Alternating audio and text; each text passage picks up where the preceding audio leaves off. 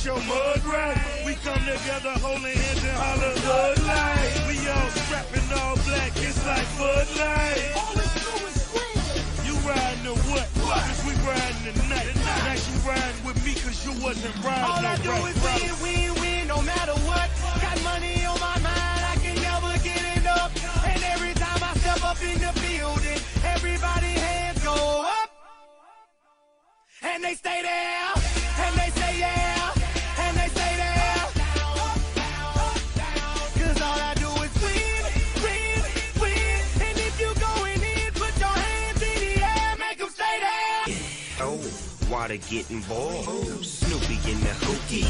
System overload. I've been running this rap game since I was 20 years old. I hung with the worst of them. Bust till I burst them up. Floss them up, toss them up. Hard away, close them up. Pardon me, I'm bossing up. Pressure up, bless you, bro. Don't mess with us. We like the youth in the 80s. Back to back, set a track. Hit the lick, get it back. Hello, ladies and gentlemen, boys and girls, to Geneva baseball here, Geneva, New York, at beautiful McDonough Park, and we're about set for first pitch here against the Elmira Pioneers, the 6 and 7 Pioneers. They defeated Geneva earlier last week, 10-4, in a amount of a comeback victory at Dunn Field. The first pitch is outside for a ball one, and up on the mound for Geneva, it's Luke Gabrish here to lead things off. And the first batter he's going to face is Max Mandler, the right fielder for Elmira. The next pitch is in there for a called strike, so the count's even at 1-1. And the lineup for Elmira. The next pitch is hit up and fouled towards the right field stands, out of play. So we'll do it again, 1-2. And 1-2 count, and we'll take a look at the Elmira lineup. And batting in the on deck circle tonight will be Cooper Smith. He's a center fielder today, and next pitch misses down low for a ball, 2-2. Batting third is Bobby Marsh, the left fielder for Elmira. In the DH, will be batting the cleanup spot, Frank Wayman. Batting fifth is Joe Muzio. As that pitch misses for a ball, so we still struggling to find the payoff pitch to get Mandler out here to start off the game. And following Joe Muzio at first base, it'll be Lucas Phelps, the shortstop. As the next pitch is grounded to shortstop for Geneva, makes the throw to Surse, and that's the first out here in this one. 6-3 to score that play, and it's one away here in the top of the first. And that'll bring up Cooper Smith, the center fielder. Cooper batting .256 on the year, with one double and 7 driven in through the first 13 games of the season for Elmira. So that first pitch misses down low for a ball, 1-0. Here comes the 1-0 offering.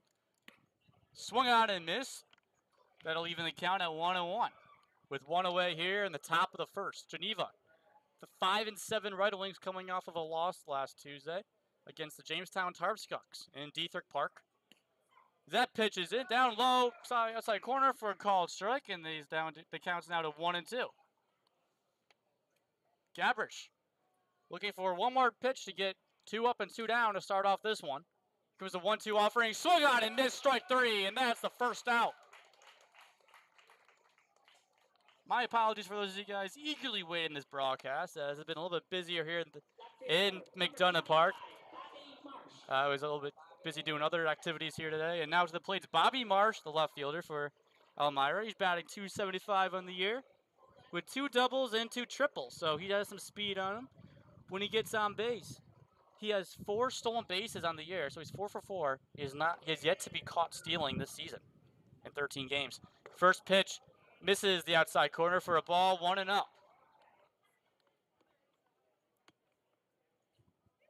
Frank Wayman, the designated hitter, he would be next in the on-deck circle. Meanwhile, this at-bat, it is fouled towards the left field line. Now to play, and the count goes even at 1-1 with 2 gone here in the top of the first.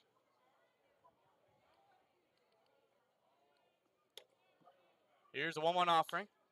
It's a hit line drive down the third baseline, but hit foul.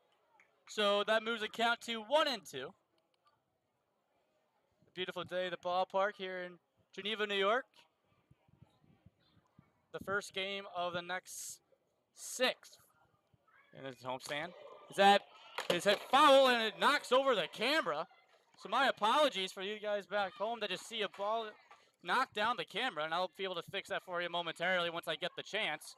My apologies. That moves the count. That'll still keep the count at 1 and 2. I'll fix that momentarily, so I do deeply apologize.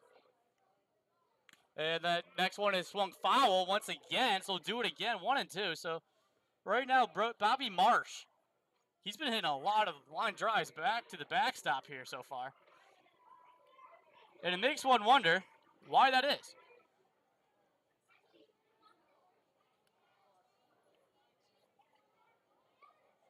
So for the brief moment, I'll just put up a full screen so that way I'll do a radio call here. Next pitch is swung on and missed, strike 3, and that ends the inning. So a 1-2-3 inning to start for Geneva. We're halfway home in this one. It is the Red Wings. It is the Pioneers nothing. The Red Wings coming to bat. You're watching Red Wings baseball here on YouTube.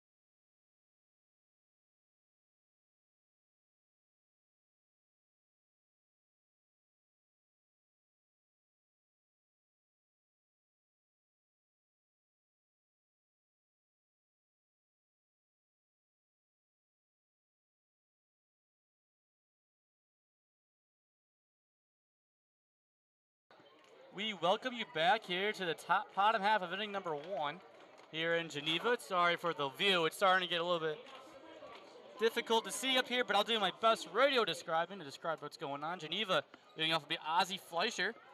He's hitting in the shortstop position for Geneva tonight. From Tufts University, a Tufts jumbo. Sets in and gets ready. First pitch misses up high for ball 1. It's Mike Sokol on the mound. Caught it through a breaking ball up over the zone for a ball. 1-0 count. In there for a called strike, so he puts the count back to even at 1-1.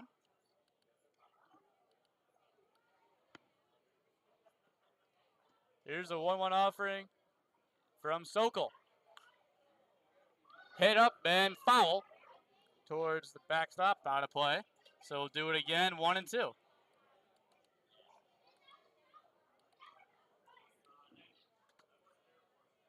Ozzie Fleischer batting .267 on the year for the Red Wings. There was a 1-2 offering outside pitch, misses.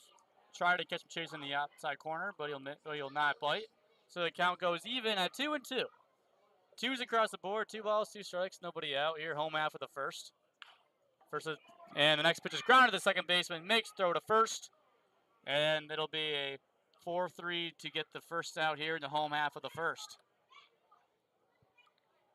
Now stepping in, it's Max Hittman, the second baseman for Geneva. The St. Joseph Hawk kicks in. Supposedly one of their best hitters for Geneva.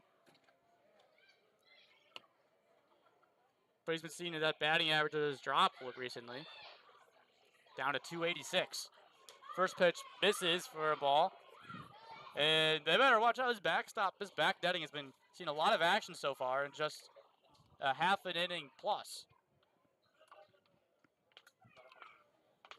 Comes a 1-0 offering In there for a called strike, even the count at 1-1. Hitman usually does a tremendous job trying to find a way to get on base. But he's been having a bit of a slump these past few games, trying to get back to his rhythm he was earlier on in the year.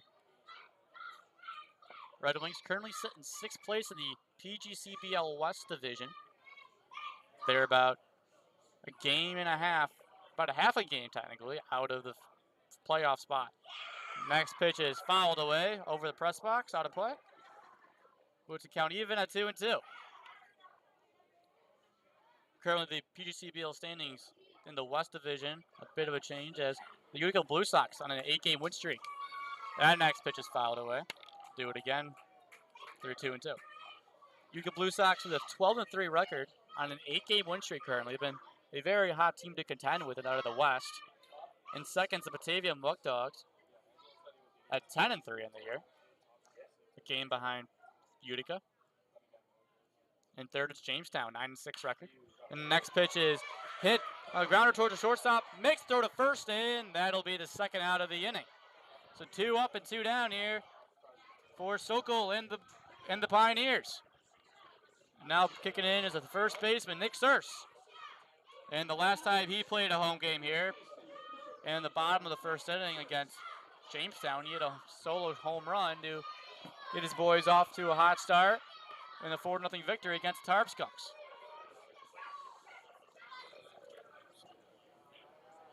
It's the first offering from Sokol, misses down low, ball 1. Trying to pitch cautiously to Nick Surse because when he's hot, he's hot. And he's trying to get back to that. Next pitch is deep fly ball, and it finds itself into the gap for an extra bases. Rounding first to Surse, making his way to second base, and he'll be into second base with the standing double. A 2-out double from Nick Surse as he's trying to keep that hop back going.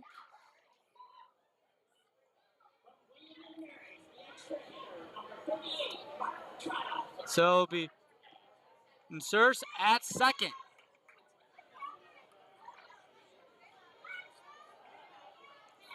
With Trotta stepping into the play, the extra hitter. He's still trying to find his rhythm, but when he is hot, he's a hot bat to watch out for. Trying to get back into that groove. Well, head coach Munn said earlier today. So the first pitch is in there for a called strike to the William and Mary Tribe outfielder. He's playing in the extra hitter spot tonight. 0-1 offering is hit, popped up. Try make the play second baseman, and he'll make it, and the inning is over. 1 inning in the books here at McDonough Park. No score. We'll get you back for the top of the second. Frank Wayman will lead off. You're watching Red Wings baseball here on YouTube.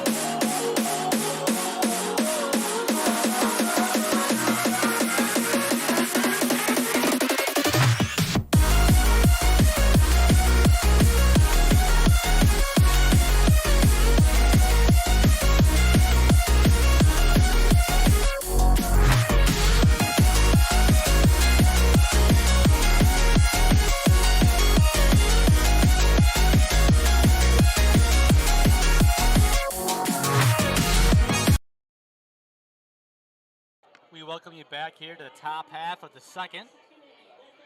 It is Elmira leading off. It'll be Wayman to kick things off here in the top half of the second for Elmira. Frank Wayman's first pitch he sees is in there for a called strike. 0-1. the designated hitter for the Pioneers here today. He's batting .250 on the year, which is currently the 4th best amongst the Pioneers so far this season. His next pitch is in there for a strike as well. 0-2. The 0-2 offering. It's hit a grounder towards the second baseman, and he muffs it a little bit, but he still is, but he tries to make the throw to first, but that muff by Ozzie Fleischer might have caused them a run there. Let's see, in a score decision, they'll count that as an E, as an error. So it'll be he'll reach first base due to the error.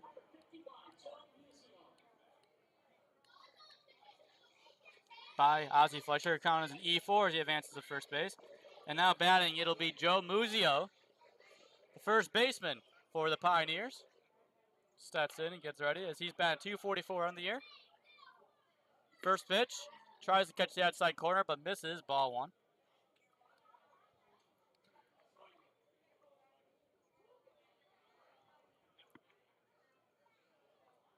Comes the 1-0 offering from Gabrish. Tries to catch the top half of the plate, but he misses again. Count goes to 2-0 in favor of Muzio. Joe Muzio goes from Eckerd College out of Rockport, Massachusetts, is his hometown, a sophomore. He's 6'0", weighs 205 pounds. And he is a bat to left and throws right. 2-0 offering to the lefty. Upstairs once again, so count goes to 3-0 in favor of Muzio. So Gabrish struggling to find that zone, and you gotta think that the umpire's strike zone so far might seem kind of tight during this at bat. So those seem like really close borderline pitches. That one's in there for a call strike on the outside border, and the count goes back to 3-1.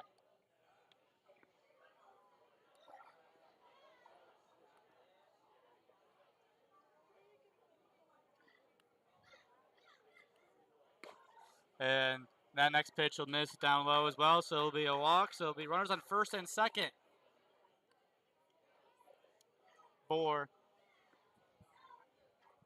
the Pioneers. So the first opportunity for the Pioneers to get a run on the board here in just the second inning. And now kicking in will be Lucas Phelps, the shortstop. And when Lucas Phelps hits with runners in scoring position, the righty tries to square it up for bunt, but misses for a strike, 0-1. Good pitch.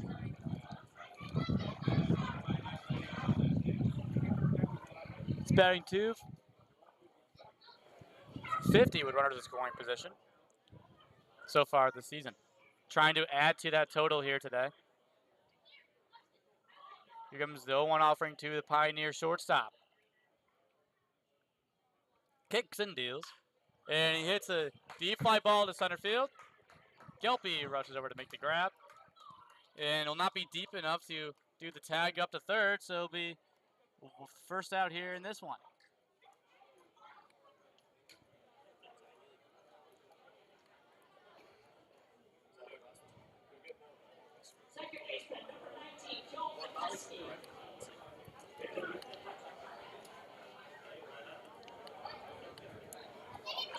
Now to the plate, it is Joe Olofsky,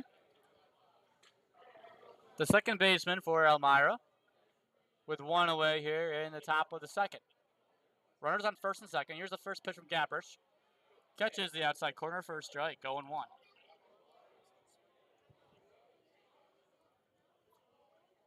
Olofsky is about 125 on the year. Trying to get the batting average up here as we reach a quarter of the way through the season. Here comes the 0-1 offering. Gabrish takes a look over at second base. Sets and deals. 0-1 misses down low for ball 1. 1-1 is the count.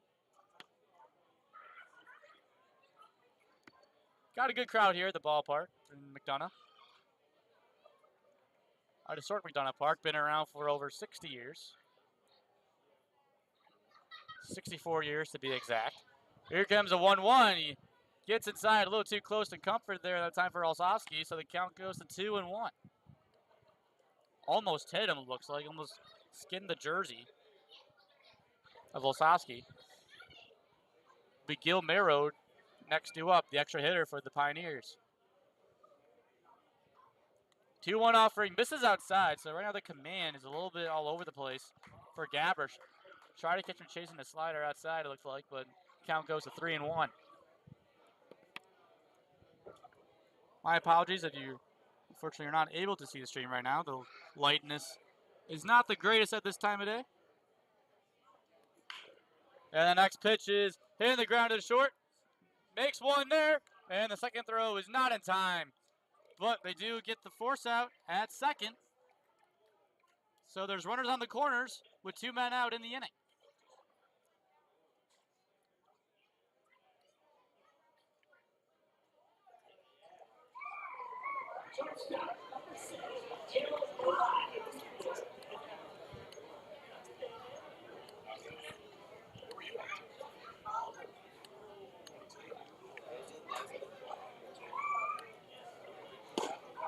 That first pitch catches the corner for a strike. 0-1 is the count to Gil Mirad.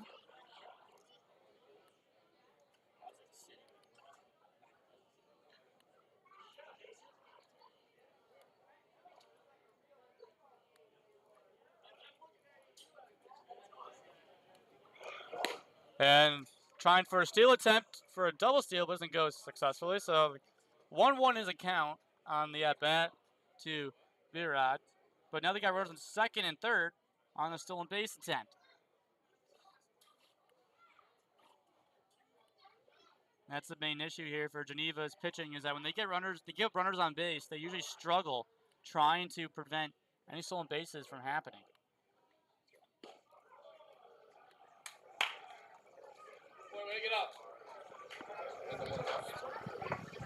Runners on second and third, 1-2 pitch. That one catches us for a strike as well. 1-2 pitch, 2 outs here in the top of the second. Gabbers looking for the payoff pitch to get him out without getting up a crooked number. And they checked to see who went around, but they're saying he didn't, so the count is even at 2-2.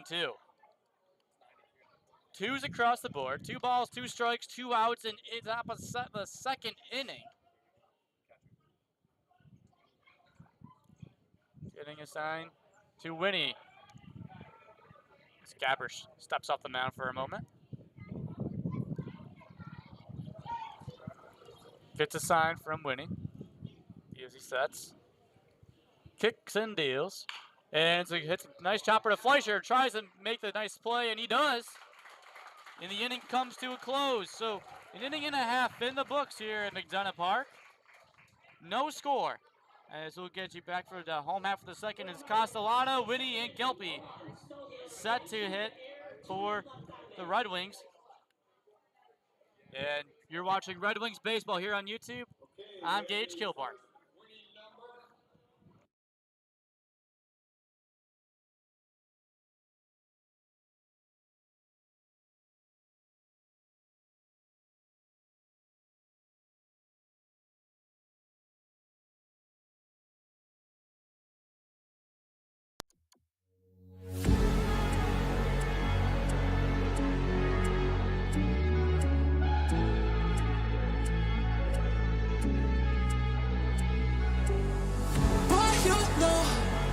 That you're safe, that you're here in my arms. I think that you should know that together we belong. You are not with all the time. I can break any reason. Go, go, go, go, go, go, go. Forever's good on the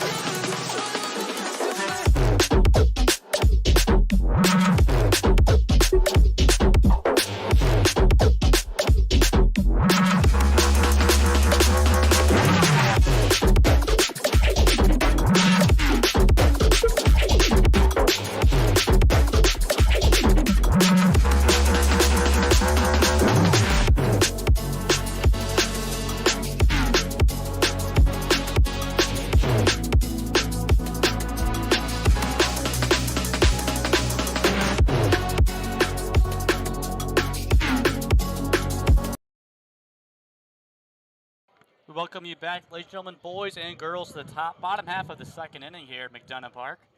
And the sun's starting to set here. You're starting to see pictures up here. You can't barely see a motion being made. That's Nick Castellana in the batter's box. He's leading off here in the bottom half of the second for Geneva as that first pitch misses down low for a ball, 1-0. Nick Castellana, the Niagara Purple Eagle. Currently the team's best batter so far with a .353 batting average in just 6 games he's played, with 1 double and 1 driven in. And he also has a stolen base. For being a catcher, he's pretty good in the bases. The next pitch, he swung and missed, so the count goes to 2-1. It's 5-6-7 set to deal up here in the home half of the second. Still no score. In a crucial game early on in the year, if you think about it. Currently Elmira is tied for 4th place in the West standings, the Perfect Game Collegiate Baseball League. Geneva is sitting at 6th. Top 4 teams advance to the postseason.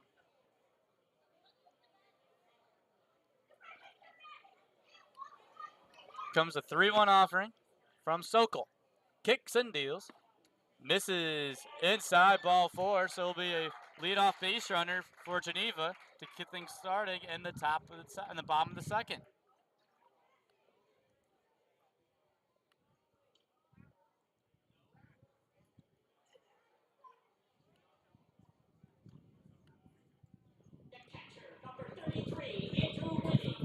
After the plate, it's Andrew Winnie. This is the second time that Geneva has had a base runner, and they've had back-to-back innings of having a base runner. So solid start, something that you would imagine that Coach Amon will be pleased with seeing so far.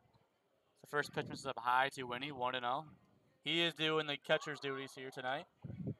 Next pitch misses inside, ball 2. That's usually a job that you see is done by Nick Castellana for the most part, but decides to give Castellana the night off and have him hit as a designated hitter, hit for the pitcher, if you will, here tonight. 2-0 offering. Misses up high once again, so struggling to find the zone right now is Sokol for Elmira. He's thrown 8 pitches so far. 7 of the 8 pitches have been balls in this inning alone. Here comes the 3-0 pitch. Trying to find the zone is Sokol. 3-0 offering. Nice frame by the catcher there, and it catches the zone for a strike to put the count back at 3-1. In the on-deck circle, it's the center fielder, Brandon Gelpy, with Jordan Jaffe in the hole. As now Winnie fights the count back to being full, 3-2. As that one is fouled away. Full count pitch, trying to work out some battles here to get Sokol out early in this game. And the next one is a grounder to the second baseman. Scoops it up and makes it easy throw to first for the force out. Oh, it'll be 1 away.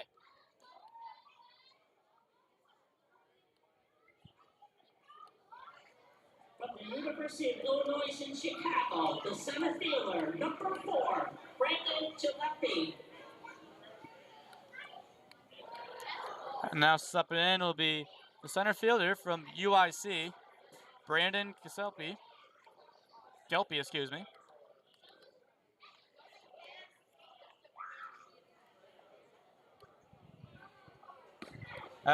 First pitch misses outside, and it'll be a ball. It'll be a stolen base for Nick Castellana, his second of the year. And he stole third base, something you rarely see. You rarely see a catcher steal a base to begin with, but let alone stealing third base.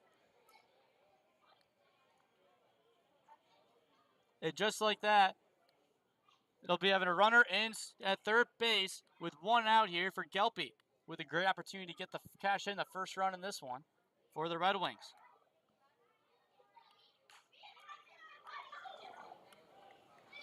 That next pitch is fouled away, and the count will be even at 1-1 with 1 away here in this one.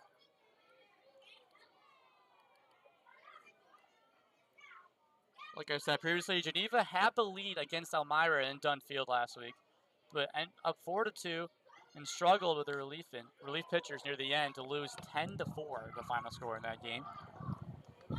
In a stretch where Elmira is on a 3-game win streak currently. So next pitch is fouled away, moving the count to 1-2. Comes a 1-2 pitch to Gelby. Misses. No, move the count even at 2-2.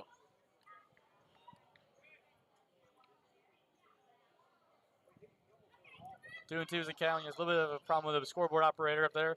2-2 is the count. 1 out. Top of the second. Runner standing at third base. That is Nick Castellana on the stolen base. That next pitch misses down low, so move the count to full 3-2.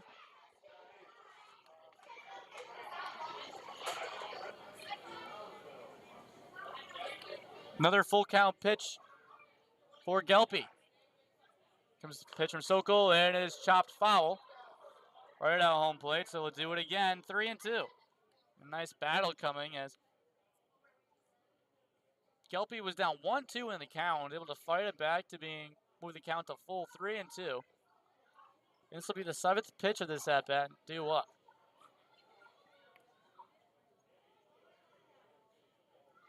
Just started in this game. 1 hit for Geneva. That's the only hit so far in this one. Next pitch is popped up. Rushing over to make the catch at the catcher, and that'll be the second out, and that's a huge out for Elmira. But Gelby had a golden opportunity to hit a sacrifice fly to cash in the first run of the game. From Richmond, the third baseman, number 15, Jordan Jaffe.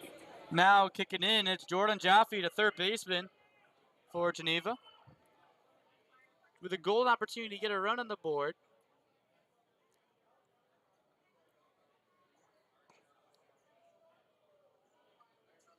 So he hasn't really had an opportunity with a runner in scoring position with 2 out. He only had 1 at bat in that situation, and he got out of that, and he got out to end the inning. First pitch misses outside, ball 1. Next pitch misses down low. Move the count to 2-0. 2-0 count, 2 outs. Bottom of the second. Runner standing at third base, that being Nick Castellana. And in the on-deck circle, it is the left fielder for today, Andrew McDermott, the Quinnipiac Bobcat. Next pitch is swung on and missed for a strike, so the count goes back to 2-1. Mike Sokol trying to get out of this inning without any damage done as another one hits the netting.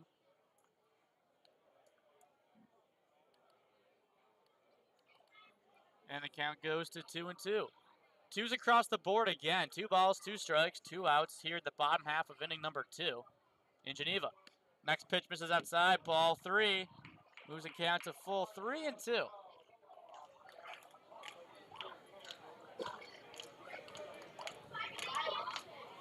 Elmira was supposed to have a doubleheader against Albany yesterday, but that got postponed. And the next pitch is fouled away, and we'll do it again, 3-2. So a couple of battles at bats these past 3 batters have had against Sokol. But Sokol has had the upper hand in these past 2 full count at bats. Let's see if he can do the same against Jaffe. That one misses down low for ball 4, so Geneva has runners on the corners.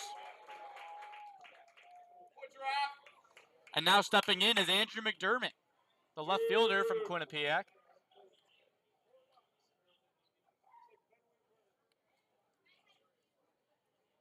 From Quinnipiac, the left fielder, number 7, Andrew McDermott. Runners on the corners for Geneva. Let's go, Quinn. McDermott up to the plate, trying to cash in some runs for Geneva. First pitch is inside corner, finds it for a strike, 0-1. McDermott 1 for 13 on the year so far for the Red Wings, trying to find his stride for Geneva. The next pitch misses for a ball, just misses the zone, so the count goes even at 1-1.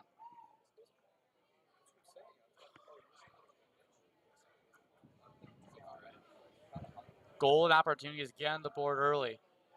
Get the early lead, something that Geneva's been struggling with. They would get the lead, but they'll find a way to, someone can say, blow it near the later parts of this one. As that one's fouled away, and the count goes to 1-2. And a golden opportunity for Sokol to get out of the inning with runners on the corners. Jaffe over at first. You wouldn't imagine him to try to attempt at stealing second. 1-2 offering. Hits a nice deep fly ball to left field, but foul. Hey, fair, it's gone, kid. The left fielder takes a look at it, but like 15 feet to the left of the third base foul pole. So we'll do it again. 1-2. With 2 outs here in the home half of the second. No score so far. McDonough. There's a 1-2 pitch. Misses up high, so the count goes even. 2-2. So once again, we have 2s across the board. 2 balls, 2 strikes with 2 outs in inning number 2. Still just 1 hit for Geneva out of the 3 base runners they've had so far in this game. And a swing and a miss, and McDermott is down by way of the K. He chases a pitch outside, and that'll end the inning. 2 innings in the books in Geneva. No score between the Pioneers and the Red Wings. We'll get you back here and get everything situated for the top half of inning number 3 in just a moment. You're watching Red Wings baseball here on YouTube.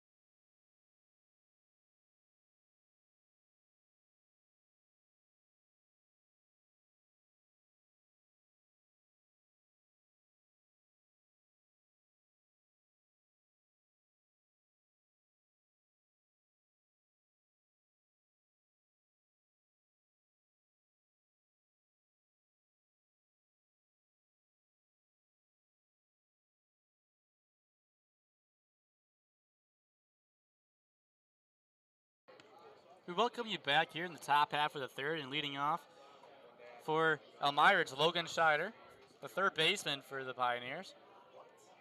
1-1 offering is hits in the dirt, and we'll go to 1-2 as a count. Excuse me, 2-1 is a count. 2-1 offering, misses down low in the dirt, try to throw him some pitches to swing at down in the dirt, but Scheider's wisely leading off. Scheider batting 100 on the year. This is just his 4th game he's played for the Pioneers. That one is fouled away. Hasn't seen much experience at the plate. Only 10 at-bats for him, but just 1 hit. But he has scored 3 runs. That one is on the ground to third. Makes the throw to first as Jordan Jaffe, and just like that, that's 1 away here in the top of the third. Jaffe to Sirs for that one. Catcher, number 31, Brody Bartenstein. And now up to the plate is Brody Bartenstein, excuse me, for the name pronunciations. Bit of an error on my part there. But he is still looking for her first hit of this year for the PGCBLs. That first pitch is in there for a called strike. 0 for 9 currently. He has only played 3 games so far, so a couple of these hitters haven't really seen much playing time so far for the Pioneers. That the next pitch, he said he went around, so the count goes to 0-2 with 1 gone here in the top of the 3rd inning. Comes the 0-2 offering from Gabrish.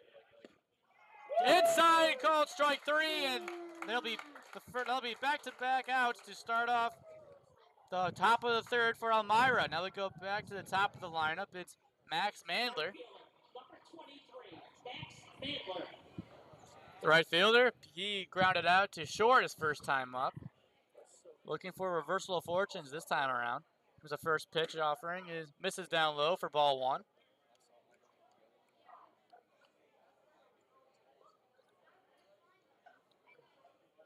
Comes a 1-0 offering is hit, and it snakes its way through the gap for a base hit. And that'll be the first hit for the Pioneers tonight. It'll be a 2-out single. Center fielder, number 8, Cooper Smith. And now stepping in, it'll be Cooper Smith for Elmira.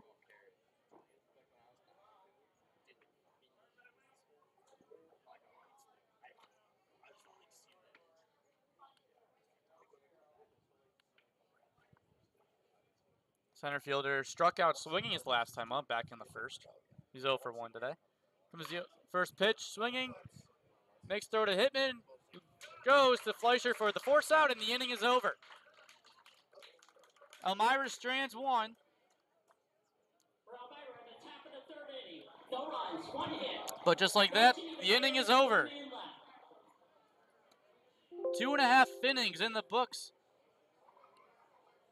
The 2022 Red Wings would like to thank their sponsors. In Geneva, no score. You're watching Red Wings Baseball here on YouTube. I'm Gage Kilborn. Thank you for tuning in.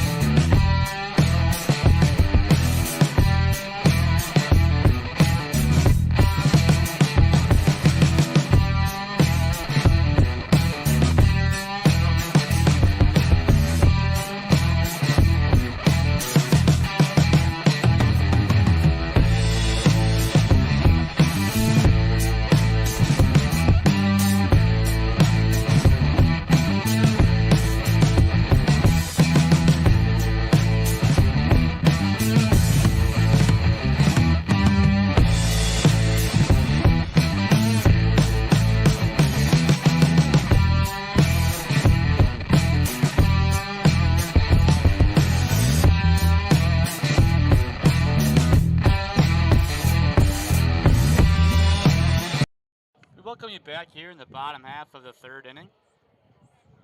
Leading things off with Luke Picciotti as the next pitch finds his own for a strike, even the count at 1-1. The right fielder for the Red Wings. There's a 1-1 offering, is swung out and missed, moves the count to 1-2.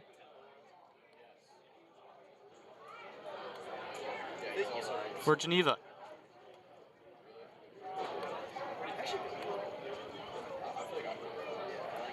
So 1-2 offering misses way upstairs, and the count goes even at 2-2. Luke Picciotti only has 1 hit so far in this season. Excuse me, has 2 hits so far. He's been 2 for 21 in 6 games played so far for the outfielder. Next pitch is grounded to the shortstop. Makes the throw to first, and he beats it, the throw. And a bit of frustration for the Elmira first baseman. And we'll see what the official scores reads on that. Believe that'll go as an infield single. If I'm not mistaken. They'll record that in error, so they'll record that as an E3 on the play. And a bit of an argument there made by the first baseman of Elmira, believing that he was on there easily, but the umpire says he's safe. And now Joe Muzio a bit frustrated on that play there. But nonetheless, he'll get in the error, so it'll be a leadoff base runner for Geneva in the home half of the third.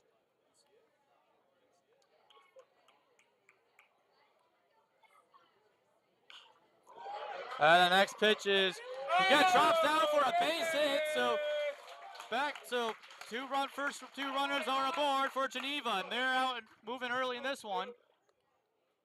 As Ozzie Fleischer gets on the board. So first two hitters here in this one make it to base easily. So runners on first and second for Max Hitman, the St. Joseph Hawk. The second baseman for Geneva. He's 0 for 1 today, trying to join the hit parade, trying to get something going for the Red Wings. Comes the first pitch. Misses the inside. Try to catch the inside corner, but it misses. Ball 1.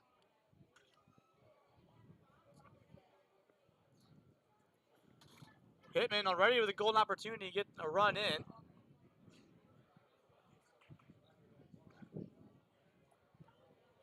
Currently batting at... They're looking for his first hit with runners in scoring position. He's 0 for 2 so far as he finds himself in a 2-0 count against Sokol. And the head coach of Elmira still is arguing with the home plate umpire for a moment. I don't think he's just trying to get some words out of his idea. 2-0 count to Hitman from Sokol. Runners on first and second for Geneva. Kicks and deals.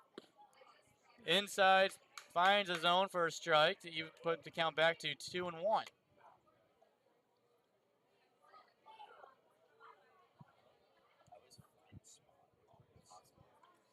Sokol is currently batting pitching 3.60 ERA so far this year. He's 0-2 in the win-loss column.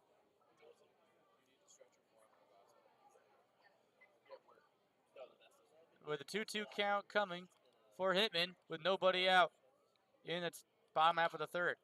The next pitch is fouled right at home plate, so we'll do it again, 2-2.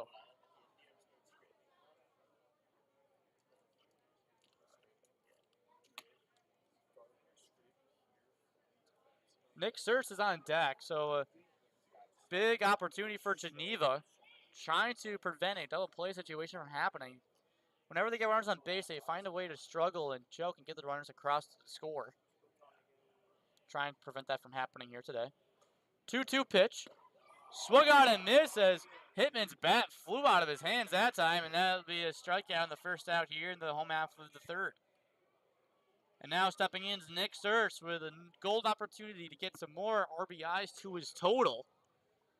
And we'll list some numbers for her. He's batting 282 on the year. With 11 hits, 1 double, 2 home runs, and 5 RBIs. And he does have a home run with runner in scoring position so far this season. That coming back on opening day against Utica to extend the lead to 5-0, but ended up losing that one 7-6. Comes a 1-0 offering to Searce. And he grounds one foul towards the first baseline, out of play. So the count goes to even at 1-1. Nick Searce, now if you're Mike Sokol up there on the mound, you would want to pitch cautiously to Searce at the plate because you know how much, if you give him one good pitch to look at, he can hit it very far and deep. 1-1 offering to Searce. Catches the inside corner, so the count goes to 1-2. Pitching very cautiously and doing a tremendous job so far against the power hitting first baseman of Geneva. Comes a 1-2 offering to Searce, kicks and deals, fouled back towards the backstop. So Nick Searce is fighting off a tough pitch to stay alive. Just got a piece of that one outside, so we'll do it again, 1-2. The sun's starting to set, so the camera angle might not be so good for you people back home, and I do apologize. The next pitch is deep fly ball to right field. Chase it back to the right fielder, and it's gone! Home run, Nick Searce, a 3-run bomb, and Geneva has a 3-0 lead. The third home run of the year for Nick Searce. Boy, does he love McDonough Parker one.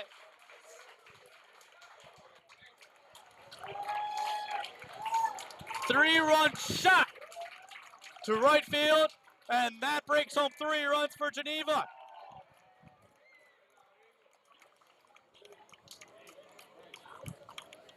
And now Elmira finds himself down early, 3-0. My goodness, what a hit right there for the Red Wings. A bases clearing home run. Gets Geneva on the board early, 3-0. And that one was long gone as the right fielder just sat there and watched it go over the fence.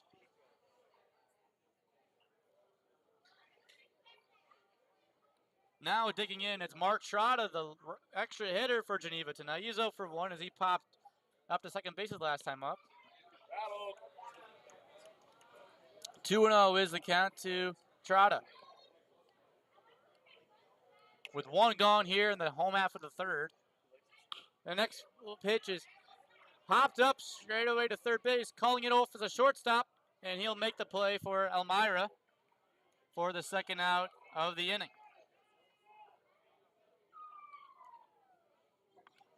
Now digging in is Nick Castellana.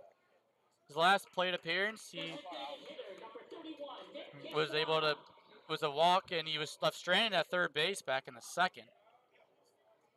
Now Nick searches batting totals again for today's game. He's 2 for 2 with a double in the first and a home run in the third. So right now he's been seeing the ball well against Sokol so far in this one. But 2 away here in the home half of the third. 3-0 Geneva. First pitch. Nice frame by the Elmira catcher that time, and he catches the outside for a strike. 0-1. Here comes the 0-1 offering from Sokol. Kicks and deals.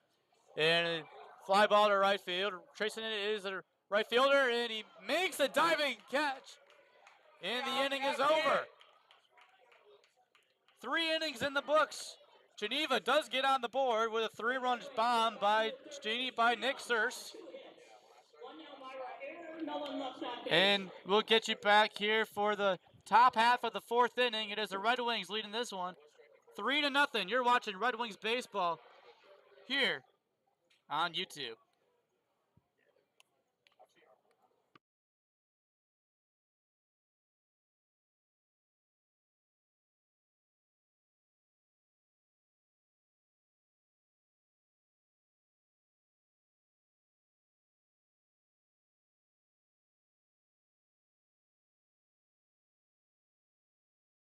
Say hey, say hey, say hey.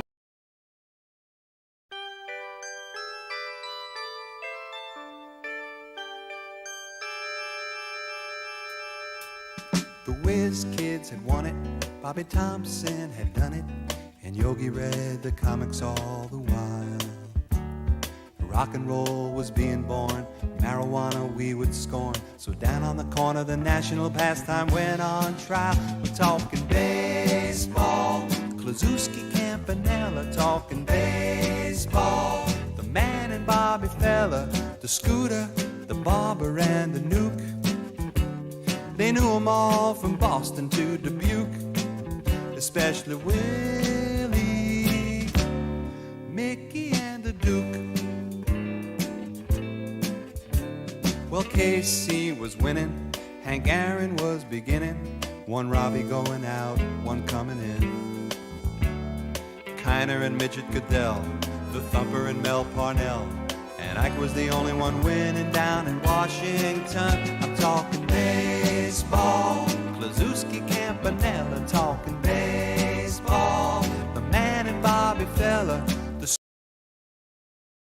We welcome you back here to the top half of the fourth in Geneva. A beautiful day for a ball game in McDonough Park, historic McDonough Park. Been around for over 60 years, as I previously mentioned. As the next pitch is a deep fly ball to left field. Chasing back to left fielder. And he makes the grab out there. And that'll be a loud out number 1 to kick off the top half of the fourth.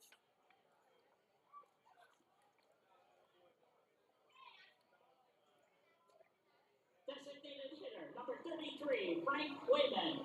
Now stepping in, it is.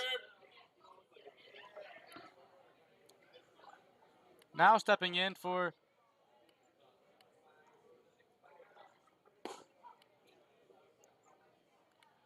the Pioneers, it is Frank Wayman.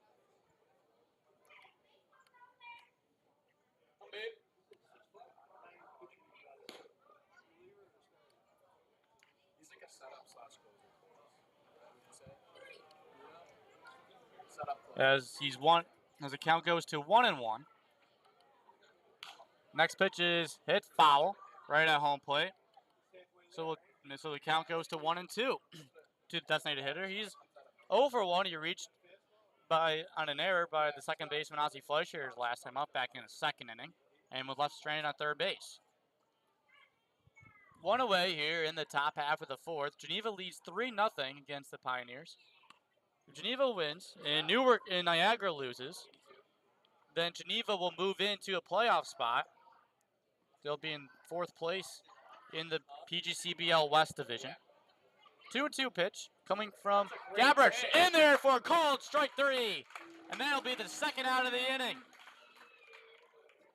Luke Gabrich carved him up that at bat.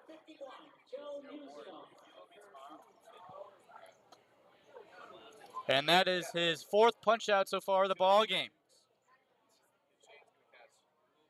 2 away, 2 gone in the inning. And now stepping in is Joe Muzio. To his last plate appearance, he reached on first via a walk.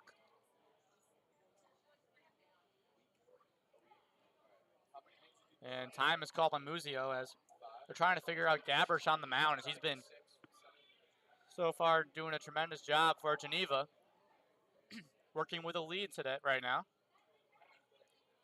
And first pitch is fouled up, out of play.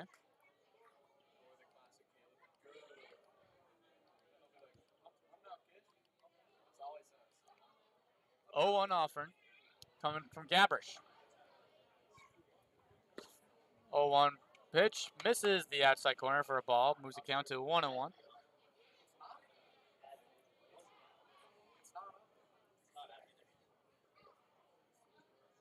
Gabrich currently has a 6.23 ERA for Geneva. Trying to lower that in this game. Trying to prove he's one of the more elite starters of this pitching staff. 1-1 pitch is a fly ball to left field. Right over there is McDermott to make the grab. And the inning is over. A 1-2-3 inning for Geneva. And 3.5 innings comes and goes.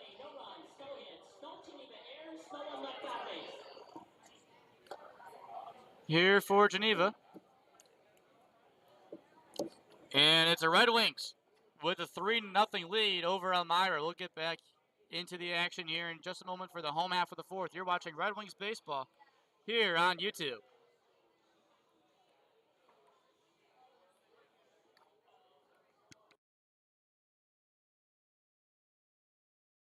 Scooter, the barber, and the Duke. They knew 'em all from Boston to Dubuque, especially Willie,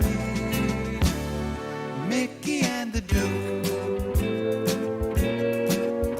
Now my old friend, the bachelor, well, he swore he was the Oklahoma kid, and Cookie played hooky to go and see the Duke.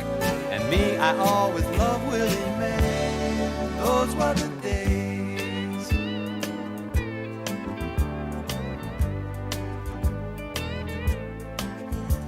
Well, now it's the 80s, and Brett is the greatest, and Bobby Bonds can play for everyone. Rose is at the vet, Rusty again is a Met, and the great Alexander is pitching again in Washington. I'm talking baseball, like Reggie Quisenberry, talking baseball. Carew and Gaylord Perry, Seaver, Garvey, Schmidt, and Vida Blue. If Cooperstown is calling, it's no fluke. They'll be with Willie, Mickey, and the Duke.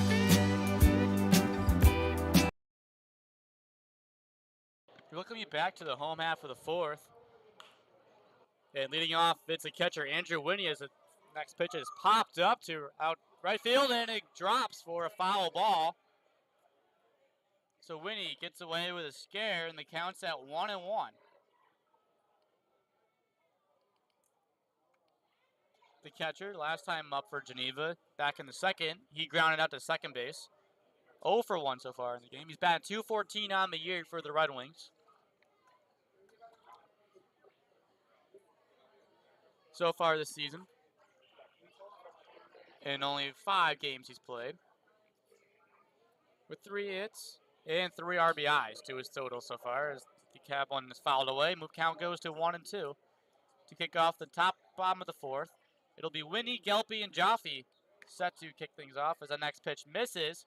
The count goes even at 2-2. Home half of the 4th, 3-0 Geneva off with a 3-run homer by Nick Surse back in the 3rd. It's a 2-2 offering.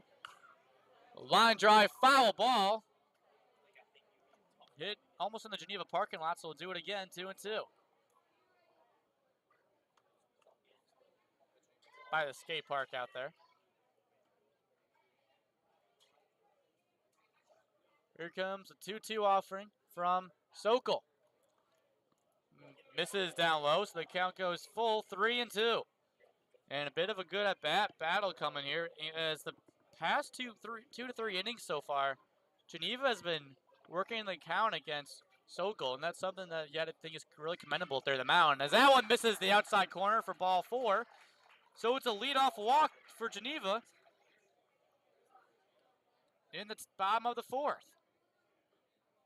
From Illinois, Chicago, Brandon Gillespie. Now to the plate is Brandon Gelpy, the center fielder, who popped out his last time up back in the 2nd.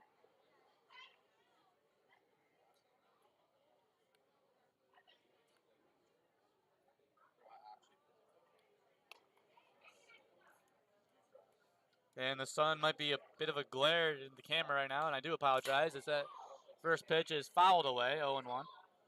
So I'll do my best descriptive detail for you guys back home in the comforts of your living room or your bedroom listening to this game. 0-1 offering, nobody out, bottom of the 4th, runner at first, that is Andrew Winnie at first base. That next pitch misses the inside for a ball, 1-1.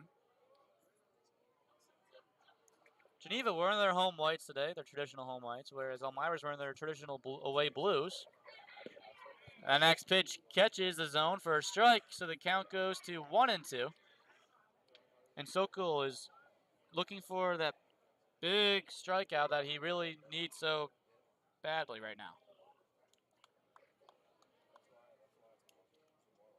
Here comes a 1-2 offering from Sokol. Kicks and deals, and it's a chopper towards the third baseline. Gets down, but there's no play, and it'll go as an infield single for Gelpy. So 2 on and nobody out to start off the home half of the 4th. So another golden opportunity for Geneva to cash in some more runs. Third baseman, number 15, Jordan Jaffe.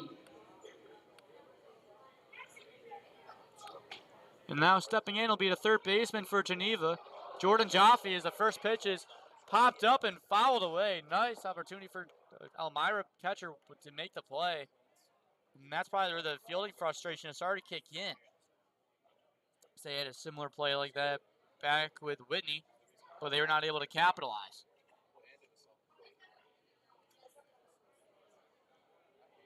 Three runs, 4 hits, 1 error on the Geneva line score so far.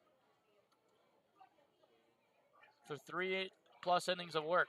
As it's a forced foul, it's a missed play by the first baseman of Elmira. So now Geneva finds themselves with bases loaded.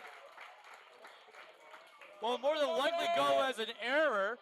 They'll count that as an infield single, so they got bases loaded for Geneva.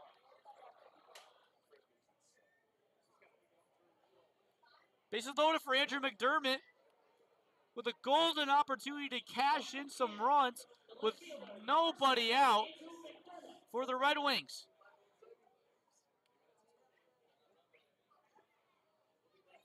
Here comes the first pitch to the Quinnipiac left fielder.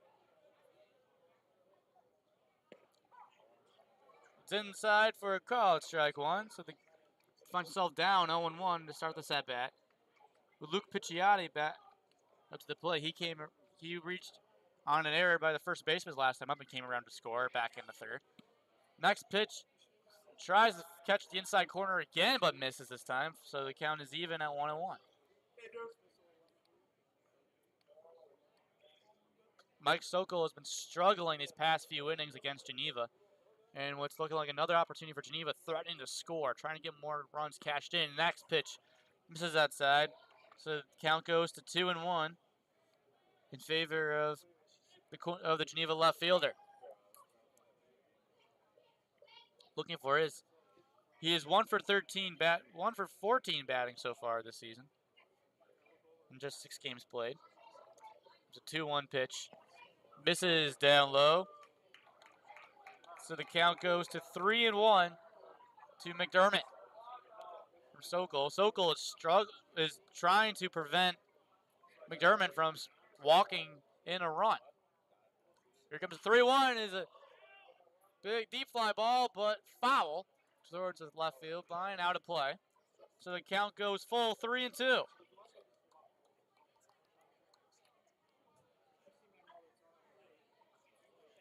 Nice job by Sokol bringing the count back to full 3-2. Bases loaded. Nobody out in the home half of the fourth for the Red Wings, trying to get more runs across the board. And McDermott hits another deep fly ball to left field, but it'll curve out of play, so we'll do the count again, 3-2. McDermott struck out swinging his last time up back in the second, trying to prevent being going out by way of the K again in this one. There's 2 punch-outs so far for Sokol in 3+ innings of work. Here comes a full count pitch. Misses outside, ball 4, and so Geneva cashes in a run on an RBI walk by McDermott. And now kick in will be Luke Picciotti. Kicks in. He is 0 for 1 as he reached an error, came around to score back into third. 4-0 is the score for the Red Wings. Still bases loaded for the Red Wings. Luke Picciotti up to the plate.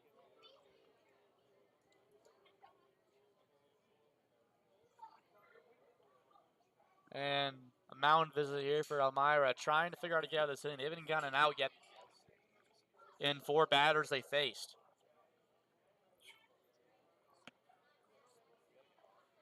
Following Picciotti, they'll be back to the top of the lineup with Fleischer, Hitman, and Searce. And Searce is someone that I believe, now if you're Elmira, you should be really cautious about, as he was the one that hit that 3-run bomb in the previous inning. But right now, if you're a Red Wings fan, you are liking what you're seeing.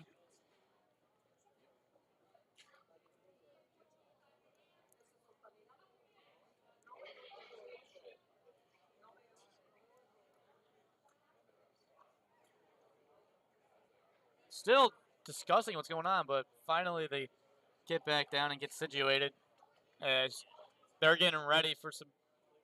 Sokol probably has his sign in as an idea of how to pitch to Picciotti. Trying to turn 2, hopefully. The first pitch misses, hits the outside for a strike, and I think Sokol got some luck from the home plate umpire that time. Picciotti finds himself down in the count 0-1. 0-1 offering to Picciotti. Misses down low, ball 1.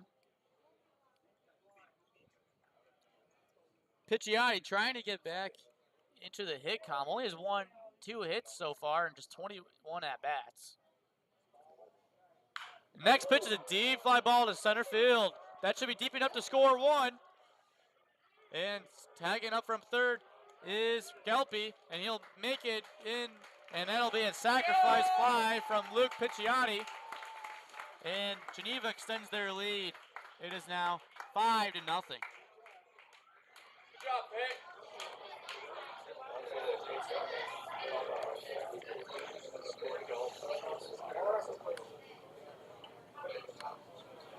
From Tufts University, the shortstop, Ozzie Fleischer. And now we'll kick back up. It'll be Ozzie Fleischer set to kick in to try to get his work in with runners on the corners with 1 man out. That first pitch is chopped up and foul, out of play.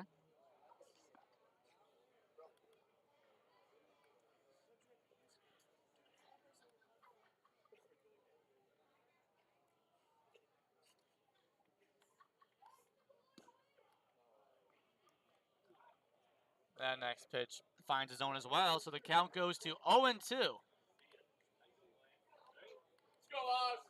To Fleischer, who is 1 for 2 today. With a base hit, he came around to scores last time up, back in the third. And next pitch is chopped foul behind the backstop, and he stays alive. Still the count remains 0-2. With Hitman on deck. Trying to get these next two batters out is Sokol to prevent seeing Circe with runners on base. Comes the 0-2 offering.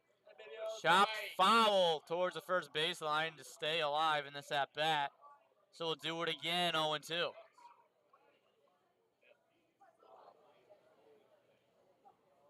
Fleischer fighting off some tough pitches. 2 straight pitches he's fought off and fouled away. It's just that on via a 2-strike count. Comes the 5th pitch of that bat is chopped fair towards the pitcher, and he makes an easy throw to first. 1-3 for good measures, and meanwhile McDermott advances 90 feet, so they got runners From St. Joseph's, the second on baseman, second and third for Geneva. Now stepping in, it's Max Hitman. He's 0 for 2, trying to get another opportunity to get a hit with runners in scoring position.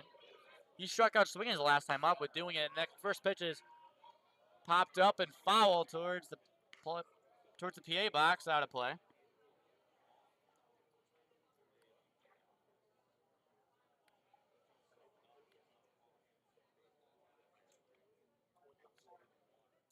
Next pitch is popped foul, out of play once again, so the count goes to 0-2. And now Sokol is just 1 pitch away from getting out of the inning without having to face Nick Circe again, as he's looming on deck right now, hoping that Hitman reaches on base safely, and that next pitch misses down low, ball 1. If Circe reaches on base, you would imagine that Elmira would make a pitching change if they don't want Sokol to face him for a third at-bat in just the 4th inning, as he's already 2 for 2. Next pitch, swung on and missed, strike 3. Second time Hitman goes down by way of the K, and the inning is over. 4 innings in the books here in Geneva, New York. The Red Wings tack on 2 more to extend their lead further. They're up 5-0 as you're watching Red Wings baseball here on YouTube. bottom of the 4th inning, 2 runs on 2 hits.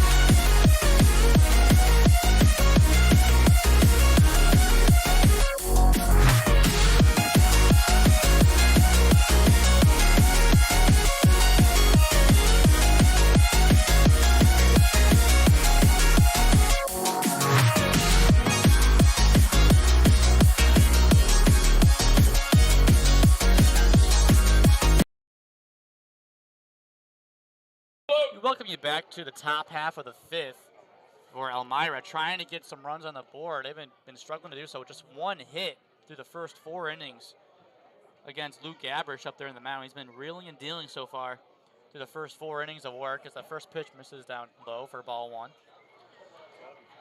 I'm Gage Kilburn, taking you through this journey of 9 innings of Geneva baseball. Next pitch catches the zone for a strike, so the count is back even, a 1-1.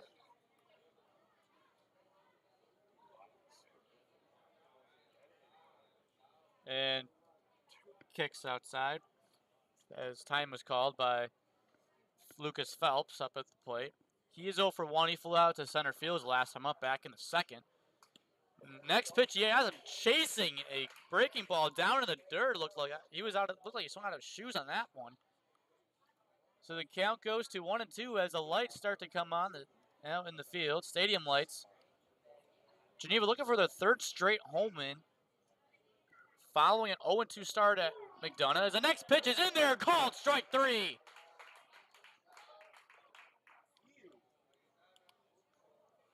And Gabbers looks very comfortable up there on the mound so far.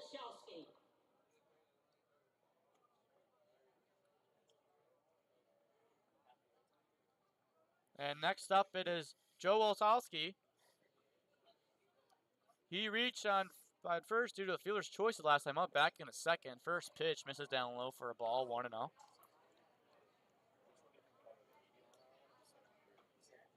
Another busy day at the ballpark at McDonough. Good crowd.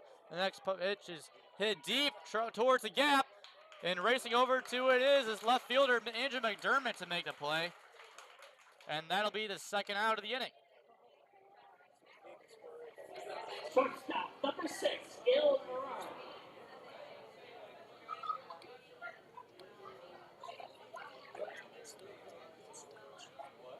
And now kicking in, it'll be Gil Murad, the extra hitter for Elmira. The first pitch is grounded. Max Hitman makes a throw to first and Nick Surse, and that'll end the inning.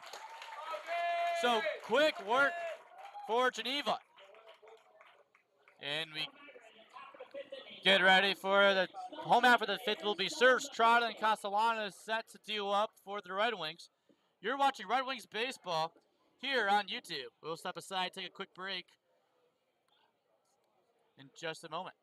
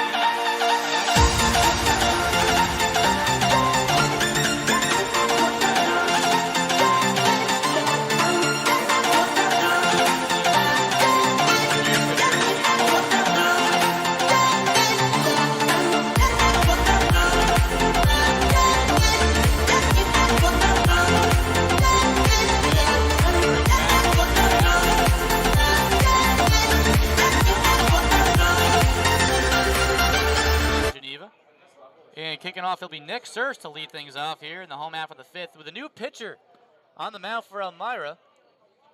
It is Jarek Podest. As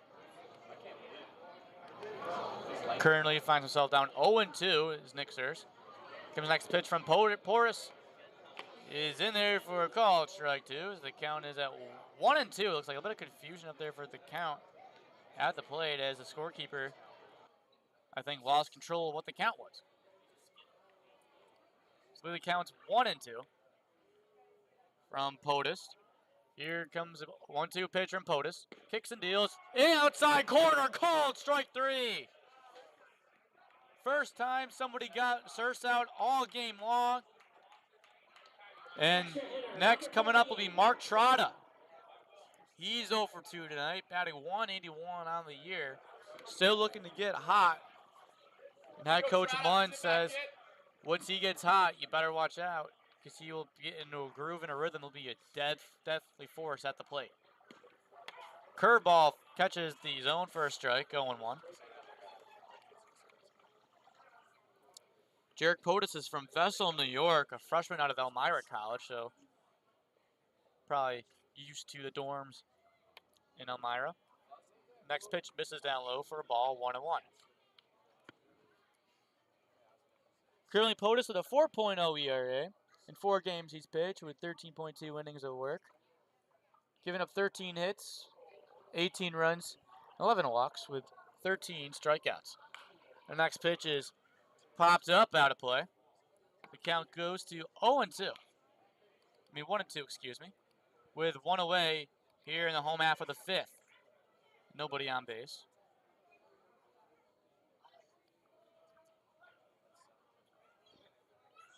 One-two offering misses inside, so the count goes to even at 2-2.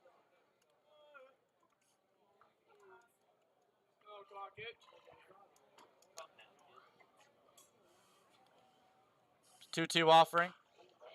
Hit towards the space, grab at first base, and that'll be a base hit. 1-out hit for Mark Trotta, his first hit of the ball game. And there'll be a 1-out hit for Nick Castellana due up. He's 0 for 1 today with a walk in the second and flew out to right field in the 3rd inning. The designated hitter, number 31, Nick Castellana. The Niagara Purple Eagle kicks in.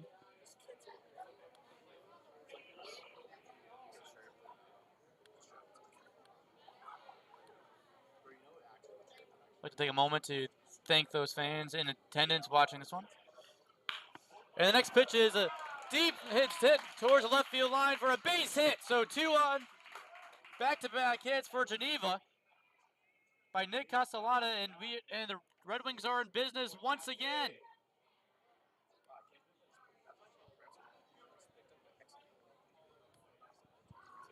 From Holy Cross, the catcher, number 33, Andrew Whitney. And now kicking in, it is Andrew Whitney, the Holy Cross Crusader. Kicks in. He is 0 for 1 with a walk, and he came out to score back in the 4th. First pitch is popped up and in the foul territory, but it'll go out of play. 0-1 is the count. Andrew Whitney hasn't really seen much playing time so far, but he's batting .214 on the year, 3 for 14 with 3 runs batted in. Next pitch swung on and missed, so the count goes to 0-2 and a golden opportunity to get more runs on the board. Geneva has to really cash in these opportunities. The last time they played against Elmira, they were struggling when they had runners in scoring position, and they were up 4-2, but their bullpen struggled, and they ended up giving up 8 straight runs to lose the game 10-4. The next pitch is fouled out of play, so we'll do it again, 0-2. Whitney trying to get trotted home from second base.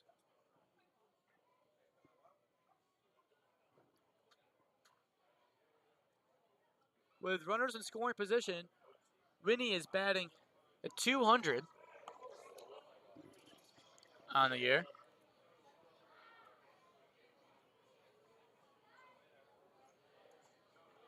With 3 RBIs and 5 at-bats.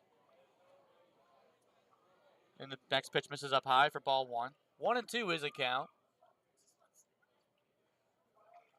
Comes a 1-2 offering from POTUS.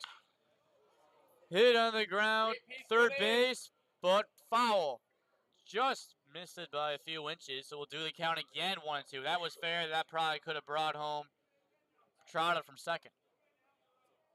POTUS a little bit nervous up there after he saw that hit, with Brandon Gelpy up to the plate on deck as he will be next. He is Gelpy is 1 for 2 as he came around to score back in the 4th as well. So the offense for the previous 2 innings for Geneva has been on point. Here comes a 1-2 offering from POTUS, trying to get out. Winnie, a nice deep fly ball to center field. Going back center fielder, and he can't make the grab. And there'll be extra bases for Winnie. And coming around third and being waved on home is Trotta. Another run comes in to score for Geneva. And Castellano will stand at third base. And it'll be an RBI double.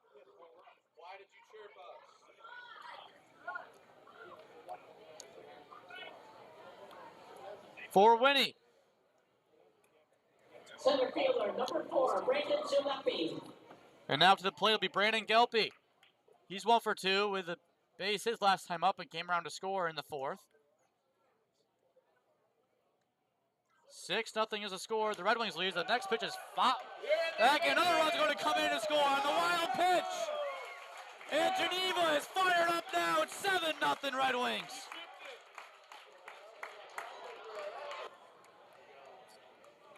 And the crowd is enthusiastic. 7-0 is the score with a runner at third.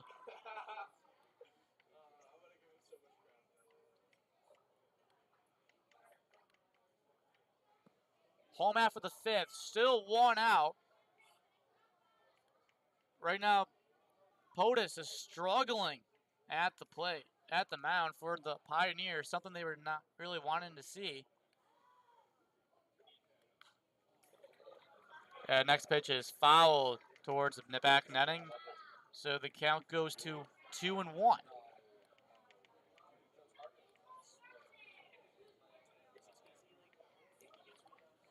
Brandon Gelpy with an RBI opportunity due up. If he gets a deep fly ball here, you would imagine be deep enough to score.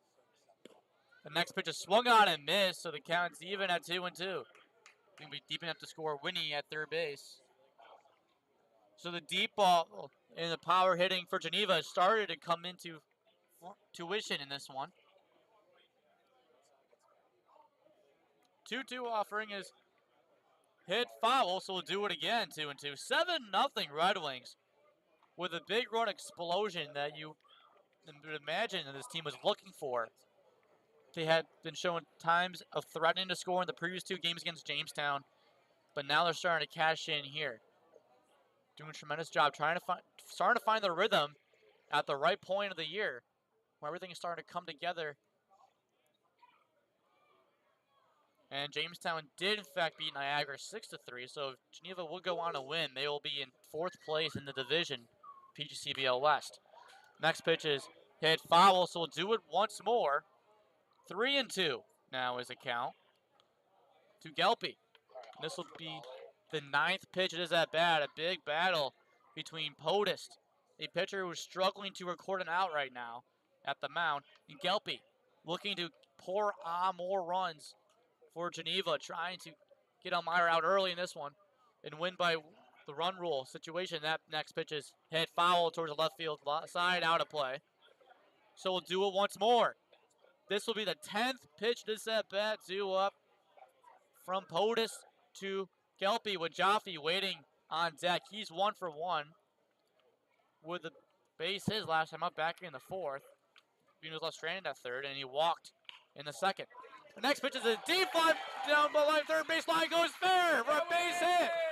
And in to score is Andrew Whitney, and it'll be thrown into 2nd. It's not in time. So Geneva is still cooking with just 1 out in the home half of the 5th. They now lead 8-0. Where was this earlier on in the year? It's an 8-0 lead for the Red Wings. From Richmond, the third baseman, number 15, Jordan Jaffe. An RBI double for Brandon Gelpy will bring up Jordan Jaffe to the plate. With the runner in scoring position with 1 man out.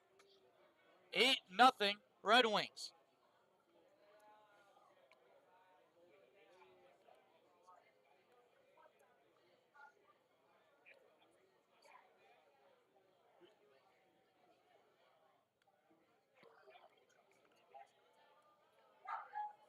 with a runner at second base.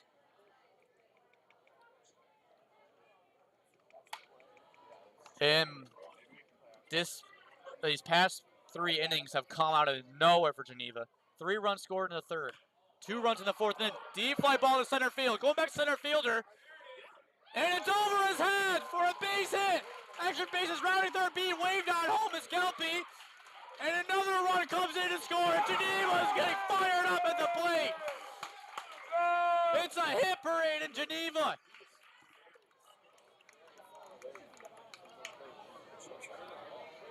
An RBI double for Jordan Jaffe.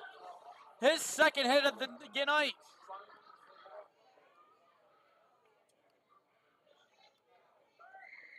Stay on there.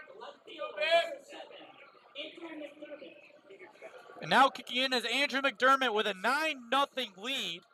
Geneva gets one more run in the next 2 innings. They will end the game via the run rule. Comes the first pitch to McDermott, the left fielder. In there for a called strike, 0-1.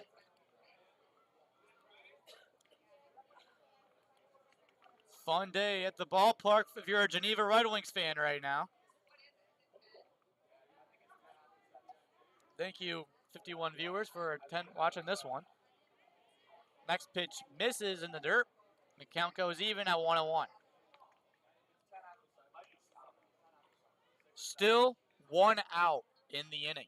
And that was by Nick Sears. He struck out looking back to lead off this inning. I don't think anybody could have imagined what was set to come up for the Red Wings. Bottom of the order trying to be consistent as the next pitch misses to make the count 2-1 as McDermott is batting 9th in the lineup. He's 0 for 1. He struck out swinging, but he did walk in the run back in the 4th. So he does have an RBI in this game. 2-1 offering to the Quinnipiac outfielder. And it's a ground ball hit to first base, and that will be the second out of the inning for Elmira finally. But it'll advance Jaffe over to third with Luke Picciotti at the plate. From University of Illinois, Chicago, Luke Picciotti. Let's go, Pick.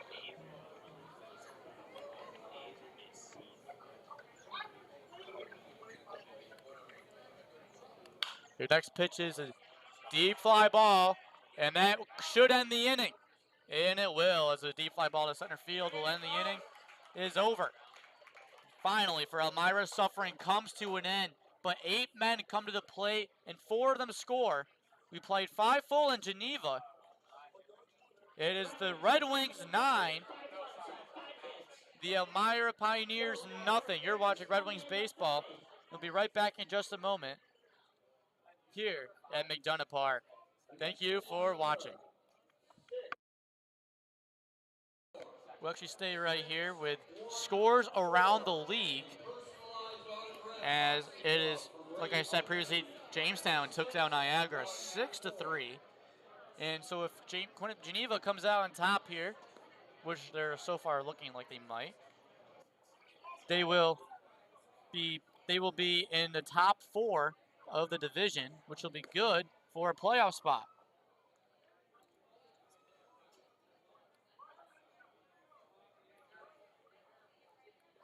As top 4 teams in each division make it to the postseason in the PGCBL, but still a lot of baseball to be played.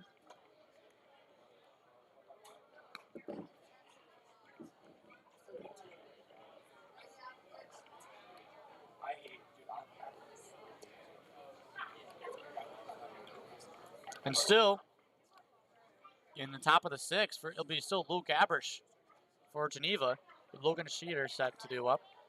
Look at scores around the league. The first pitch from Gabrish is a deep fly ball, and it'll go down for a base hit on the line drive. Single. Second hit of the game for the Pioneers. It'll be a leadoff single to kick things off here in the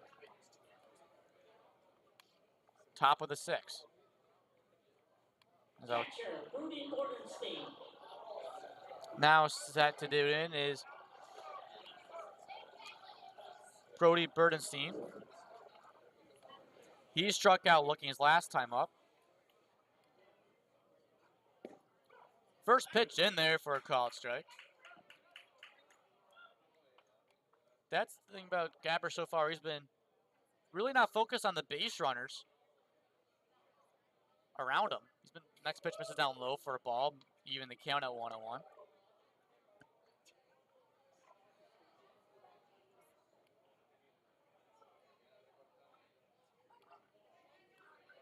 Next pitch misses down low as the count goes to 2-1. Trying to catch him chasing some low balls, pitches, but he wisely lays off. So Bernstein finds himself in the hitter's count. There's a 2-1 offering from Gabrish. Kicks and deals. Misses, and he calls it for a delayed called strike 2. So the count is even at 2-2.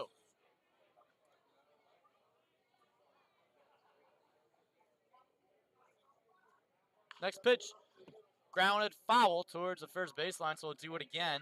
2-2.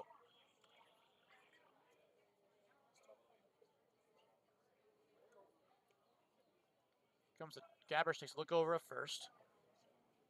Scheider stays at first base. 2-2 offering. Thrown into the dirt, and it'll get past Winnie. So it'll be a runner advances to second via a pass ball. And the count is full, 3-2.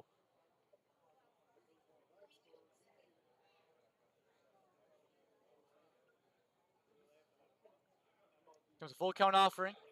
Hit foul at the PA box and into the crowd for a lucky fan. So we'll do it again.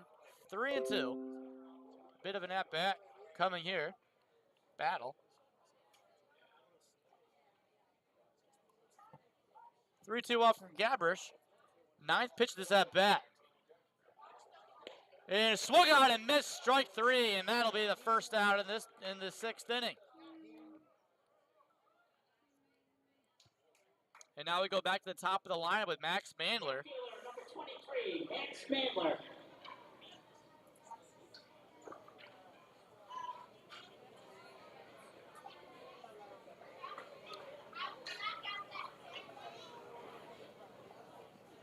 He's 1 for 2 with a base hit and grounded to short back in the first. First pitch, down at the knees for a called strike 1.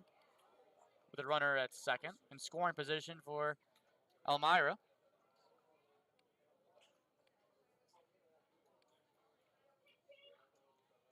Next pitch looked like he found the spot, and it's in there for a called strike 2. This umpire's been making some delayed calls, so it makes you question if it was a ball or not. Puts the count at 0-2. Don't know if he's trying to use that mess with us or not, but nonetheless, 0-2 is the count to Mandler from Gabbers. Kicks and deals. Chopped down the ground to third, and he slips with trying to set his feet, and nothing can come of it. So it'll be counted as a hit, it looks like, an infield hit. So runners around the corners with 1 man away out in the inning. Center fielder, number 8, Cooper Smith. Now up to the plate, it'll be Cooper Smith, the center fielder. He is 0 for 2 tonight.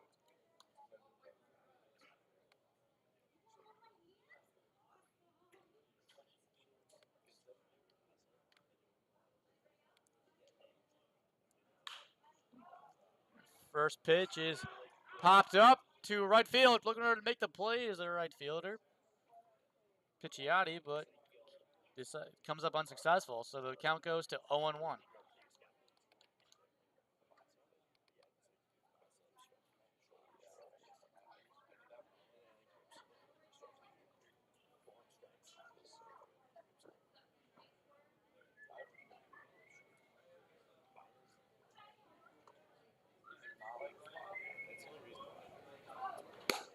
The next pitch tries to find the outside corner but misses, so the count goes even at 1-1.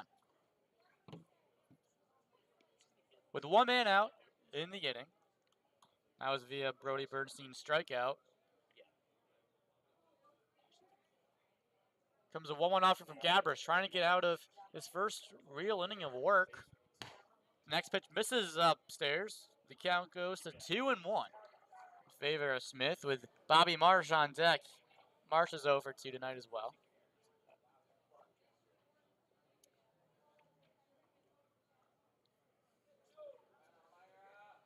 Comes a 2-1 offering for Smith. Take a look over at base runners, and next pitch is grounded to second. Hit makes a throw to first, and that'll be the second out.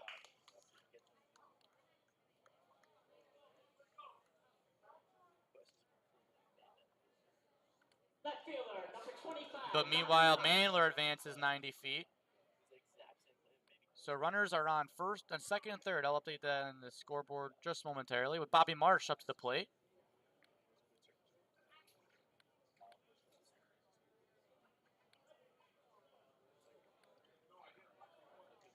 Marsh, I mentioned previously, he's 0 for 2 as he flew out to left field the last time up, and he struck out swinging. First pitch, throws the heater right by him, and it'll be a strike one. 0-1 is the count. With Frank Wayman on deck. Elmira looking for trying to get at least one run across the plate to try to gain some confidence themselves. They've given up 3 straight innings. They've given up at least 1 run on the board against Geneva. Next pitch hits the dirt. And Marsh says it hits his foot, but the umpire did not see it, so they'll do the count again, 1-1. Marsh is trying to take his stroll to extra 90 feet easily, but the home plate umpire does not agree with that decision. 1-1 count, 2 outs, top of the 6th. 9-0 Geneva. Next pitch misses up high, upstairs, 2-1.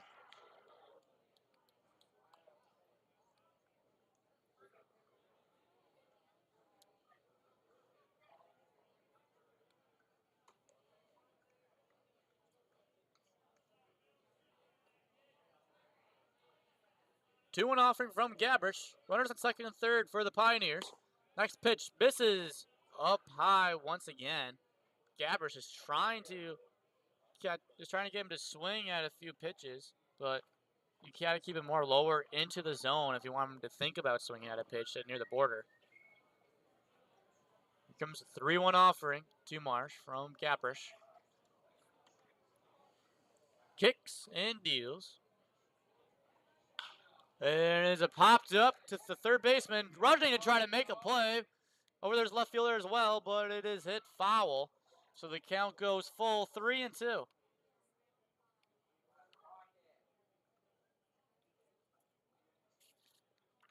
Bobby Marsh, the outfielder, is from Bellefonte, Pennsylvania.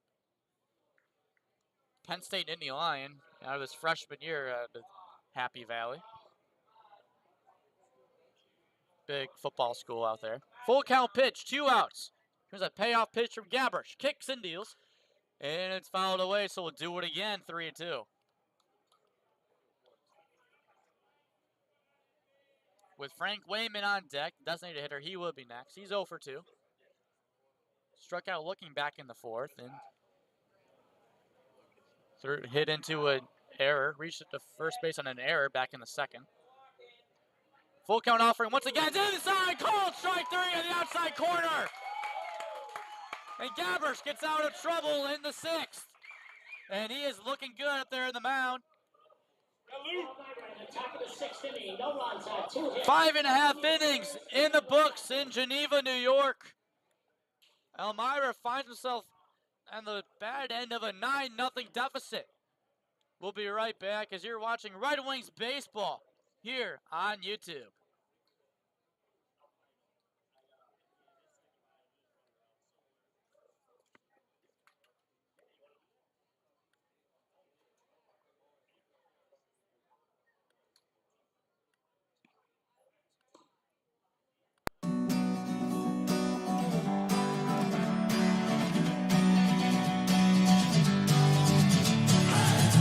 Sitting lonely in my room again, trying to find the words to say, but nothing comes out. I am looking for the better days, seem like they just stay away whenever I try. There's so many things that I keep in my mind, My friends keep me out and it hurts every time. With all the emotions I built up inside, oh why can't I? Will someone look for me if I disappear? No matter how much that I scream, nobody hears. But I see the light from far away, it's down the line. Maybe I should not give up without a fight. Cause there will be a time. Oh, oh, oh, oh, oh, oh, oh. There will be a time. Oh, oh, oh, oh, oh, oh. There will be a time.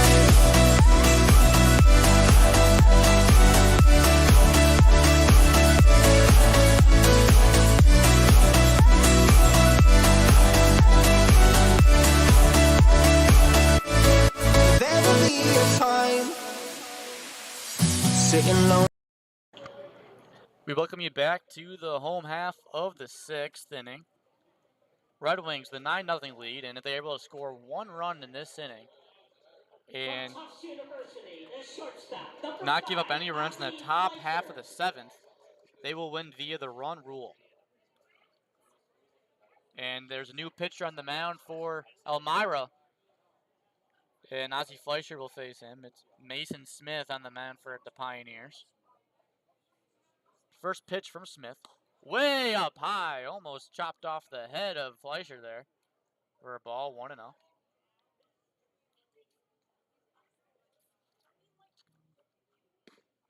And the next pitch in there for a called strike. So the count goes even at 1-1. Mason Smith from Corning, New York, out of Wells College. Finishes freshman year there. Next pitch, a breaking ball misses. Misses the zone. The count goes to 2-1.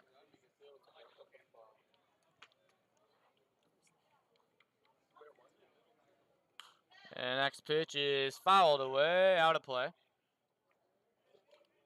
You would imagine if you're Geneva right now, you would want to end the game via a run rule. Will be bringing your team so much confidence going into this home stretch. We'll be playing against Auburn tomorrow. They've been currently struggling as of late. Next pitch is hit over right field and a diving attempt at it. It'll go down for a base hit. Rounding first and on his way to second for a double is Ozzie Fleischer. So a leadoff double to kick things off in the home half of the 6th is Ozzie Fleischer, and next up will be Max Hittman. He's 0 for 3 tonight with 2 strikeouts in this one. From St. Joseph, the second baseman. The St. Joseph Hawk will love to join the hit parade here in this one, as Geneva's had 11 hits so far now. That being hit number 11, done by Ozzie Fleischer, just then and there, in just the 6th inning. First pitch, hit on the ground to second, and he muffs it at second base, and he tries to make the play at first, but he does not make it in time. So Geneva's runners on the corners. Now goes a fielding error to the shortstop of Elmira. Runners on the corners now.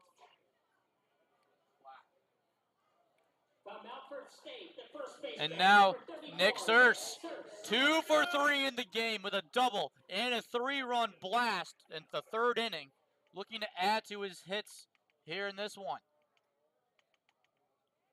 First pitch popped up straight to center field. Should be deep enough. And tagging up to score, they'll go, but he'll take a look back at third as Ozzie Fleischer. So a big first out for Elmira here in this one, with runners on the corners with 1 man away now. From William and Mary, the extra hitter, number 38, Mark Trotta. Now kicking in as Mark Trotta from the William & Mary Tribe, extra hitter tonight. He's 1 for 3 as he hit out of base hit back in the 5th. He came around to score. He's part of that 4-run explosion in the 5th inning. First pitch misses outside for a ball, 1-0. Mason Smith with a 4.5 ERA on the year.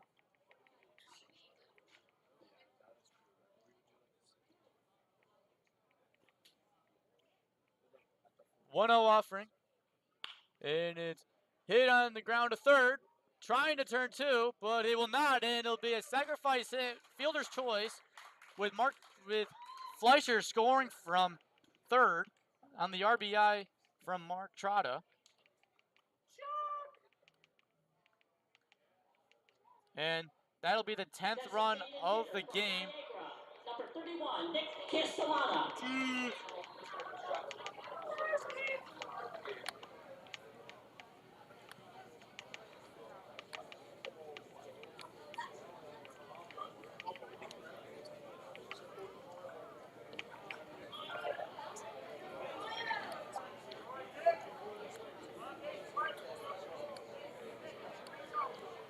And now kicking in will be Nick Castellana with a runner at first base. 10-0 is a score now. Geneva leads.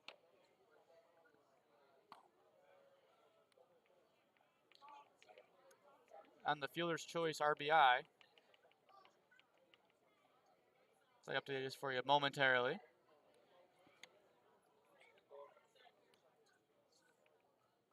And now the run rule is in effect. I believe if Geneva gets 3 outs in the top of the 7th, then the game ends. Just then and there. 2 innings earlier. But obviously the Red Wings are looking for more with 2 away. 3-0 pitch. Catches the zone for a strike to make the game back to 3-1. Nick Castellano is 1 for 2 tonight, with a walk back in the 2nd and a base hit in the 5th, and came around to score. Next pitch is fouled away, so the count goes to full 3-2.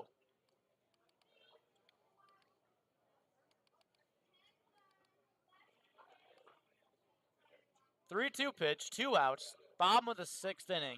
Runner on first, that runner being, by the way, a Mark Trotta. He grounded to RBI fielder's choice in the previous at-bat to score the 10th run of the game for Geneva. And Trotta runs, and doesn't matter, it'll be a walk for ball 4. So runners on first and second with Winnie up to the plate. Last time up, Winnie had a big hit, an RBI double to bring home Trotta. And now he's a goal opportunity to get more runs to his total as he scored 2 runs in the game in the 4th and in the 5th innings. And he has an RBI as well. So he's been very busy at the plate for the Red Wings. First pitch for a called strike 1. Geneva looking to tack on some more runs here in this one. Trying to extend this lead a little bit further just in case. Give their bullpen some more chances of relief. But if you're Dan Mullen right now, the head coach of Geneva, you're hoping that this will be enough for Gabbers to come out for a 7th inning of work. Comes the 0-2 offering. It almost chopped off the head of Whitney that time. Count goes to 1-2.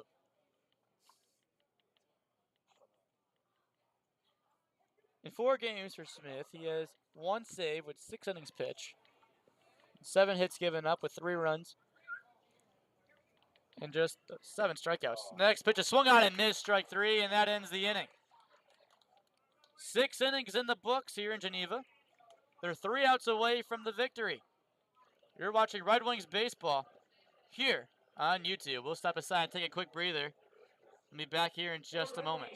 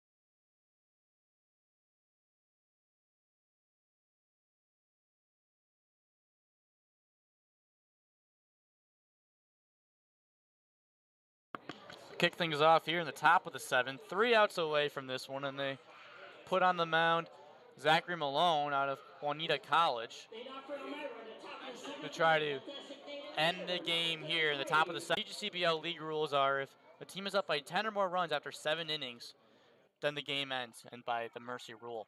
So Geneva comes away with 3 outs, giving up a single run this inning. They have their 6th win on the year. First pitch misses down low, ball 1, as Zach Malone has been a bit struggling on the mound, trying to find his confidence in his command at the mound. As we'll see how this goes. 1-0 offering, kicks and deals. Misses the outside, the count goes to 2-0. To Frank Wayman, the designated hitter. He's 0 for 2 tonight. Struck out looking back in the 4th, and he reached on first in an error back in the 2nd. 2-0 pitch from Malone, kicks and deals, and it hits Wayman.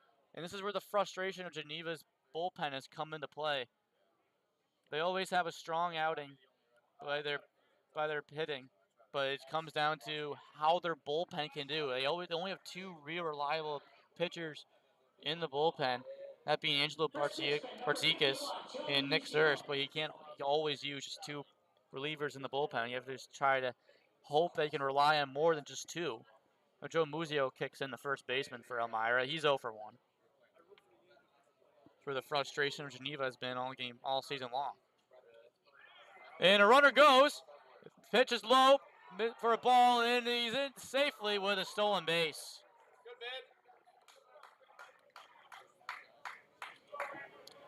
So runner in scoring position for Elmira.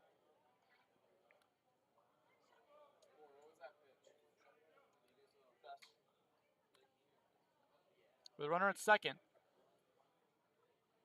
From the 1-0 pitch is a deep ball to left field, and it's made. A nice diving catch for the first out. And Geneva is 2 outs away from winning this one.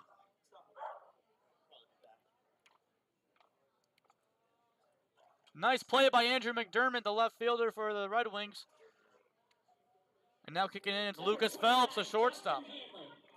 And it'll be a pinch hitter for Elmira. Pinch hitting for Lucas Phelps. It'll be Justin Hanley.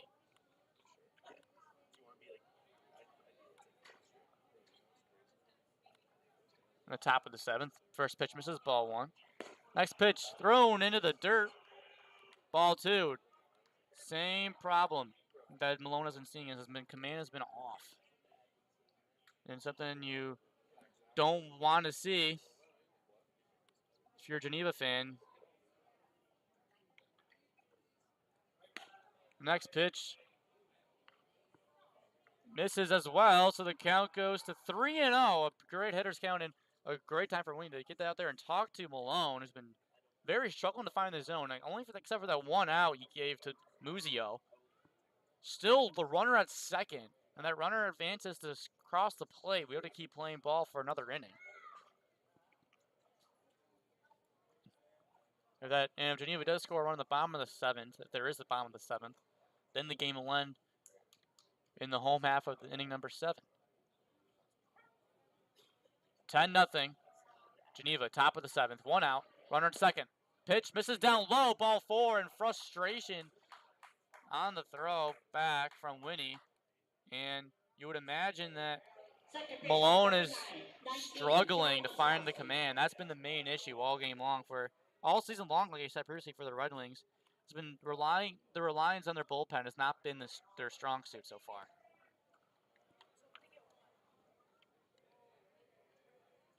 Next up batter, it's Joe Olsowski. His first pitch in there for a called strike at the knees. Able to find the zone. Second time he found the zone here in this inning. Olsowski is 0 for 2. Next pitch is fouled away, so don't get a little too excited as Geneva's setting up for their second out of the inning.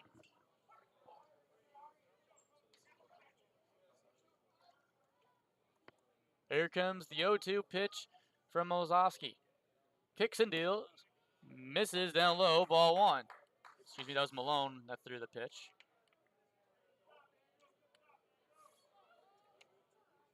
Look, I think the 45 viewers currently watching this game back at the comforts of your home or wherever you are on this one beautiful Thursday evening in New York or elsewhere.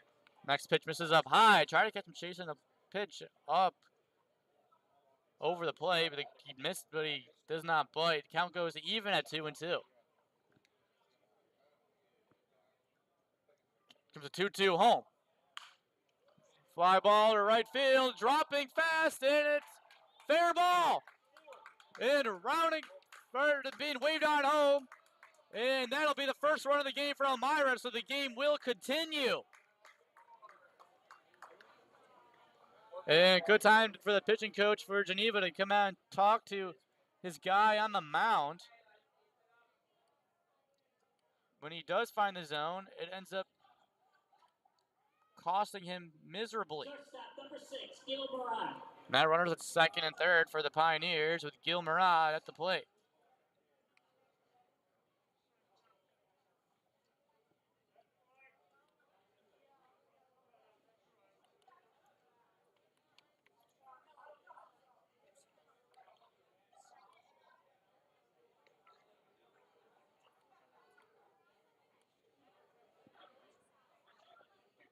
Runners on second and third for the Pioneers. First time they've seen business all night, and that's the thing I'd be scared of is when you have a strong starter on the mound, and they're trying to buy some time to get a warm-up pitcher on the mound over there at first base, over there in the bullpen for the Red Wings.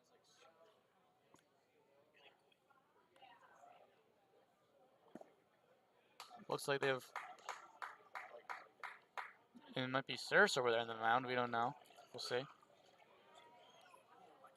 First pitch misses, ball 1.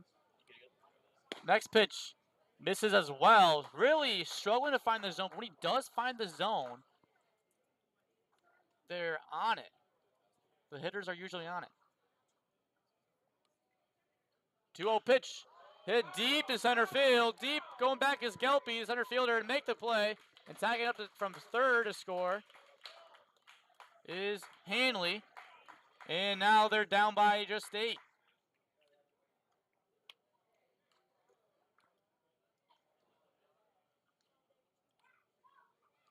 And now up to the plate will be Logan Scheider with 2 away in the inning. Third baseman, number 2, Logan Scheider.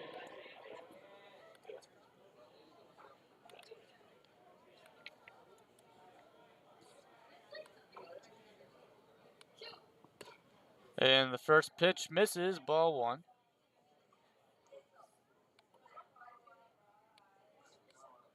Scheider is 1 for 2 tonight. He got a base his last time up. It was an infield hit. Next pitch in there for a called strike. Even the count at 1-1. Trying to find his rhythm at the right moment and hoping that his guys can get 2 runs in the bottom of the 7th to try to end it there. Next pitch in there for a called strike 2. So now Geneva is 1 pitch away from getting out of this one, just giving up 2 runs.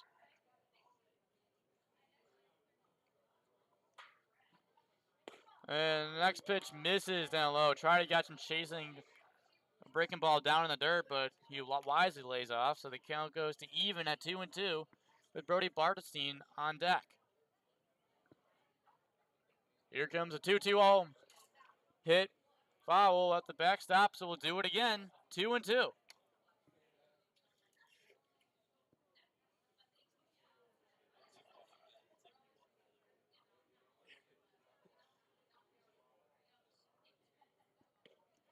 Next pitch, swung on and missed, strike 3, and that's it for the 7th. 6.5 innings in the books. Get up and stretch, ladies and gentlemen. Back home as we got a good one for you. If Geneva scores 2 runs in the bottom half of the 7th, the game will end then and there. We'll take a quick breather. I'm Gage Kilborn. You're watching Red Wings Baseball here on YouTube. We'll step aside and take a quick breather here in this one.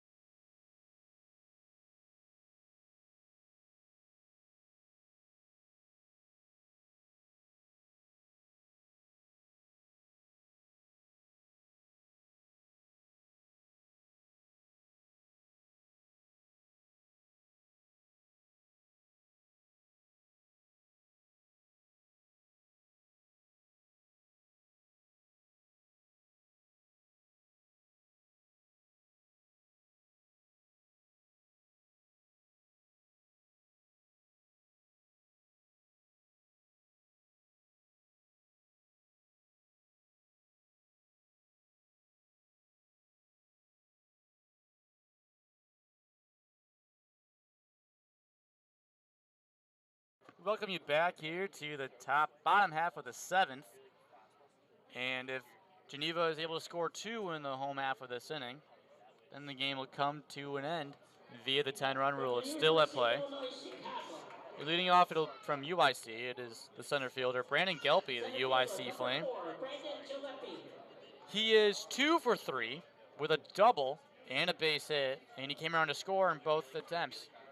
Last at bat, he had a 2 RBI double for his totals, and the first pitch misses, ball 1. With a new pitcher on the mound, the 4th pitcher for Elmira here this evening. This one is Jonathan Haynes. Next pitch is hit over the first baseman's glove for a leadoff single. And the Red Wings are rolling out with a winning run at the plate of Jordan Jaffe. From Richmond, the third baseman, number 15, Jordan Jaffe. The Richmond Spider digs in. He's reached on base in his first 3 plate appearances so far. 2 for 2 tonight with a base hit, a double, and a walk. He had an RBI double last time up back in the 5th inning. That 4th run explosion. And next pitch is hit straight up to center field. Going over to make the catch, and that'll be the first out of the inning.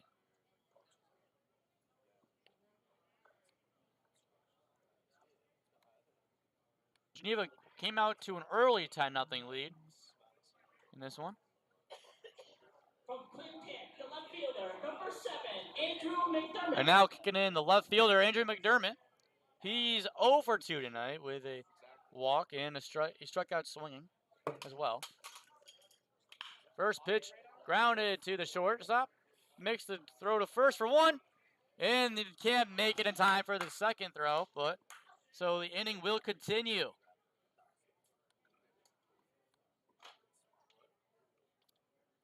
Six-4 fielder's choice. And now kicking in is Luke Picciotti with Ozzie Fleischer due up on deck at the top of the order.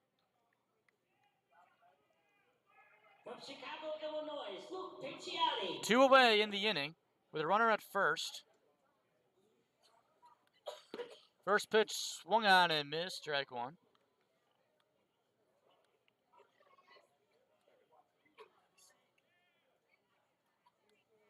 Geneva has scored 4 straight innings. 3 in the 3rd, 2 in the 4th, 4 in the 5th, and 1 in the 6th. Next pitch misses outside, ball 1. Picciotti is 0 for 2 tonight. He had a sacrifice fly in the 4th. And he had to reach on first due to an error. And an error by the second baseman. Puts runners on the first and second, and the inning will continue once more.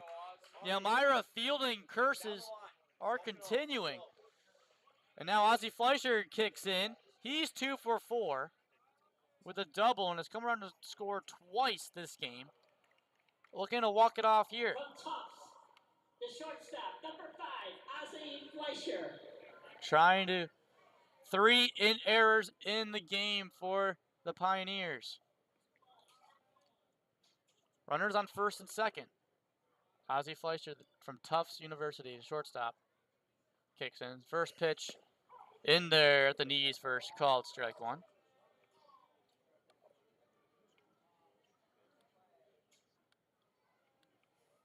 The winning runs are at base with 2 away in the inning. 0-1 offering. Hit towards the shortstop. Makes a long throw to first, and the inning is over. Geneva threatened to score once again, but it comes up with no cigar. 7 innings have come and gone in Geneva, New York. It is the Red Wings are still with a 10-2 lead over the Pioneers. We'll continue going into the top half of the 8th, hoping that the Red Wings pitching staff can try to shut the Pioneers offense down. We'll be right back. You're watching Red Wings Baseball. I'm Gage Kilborn here on YouTube.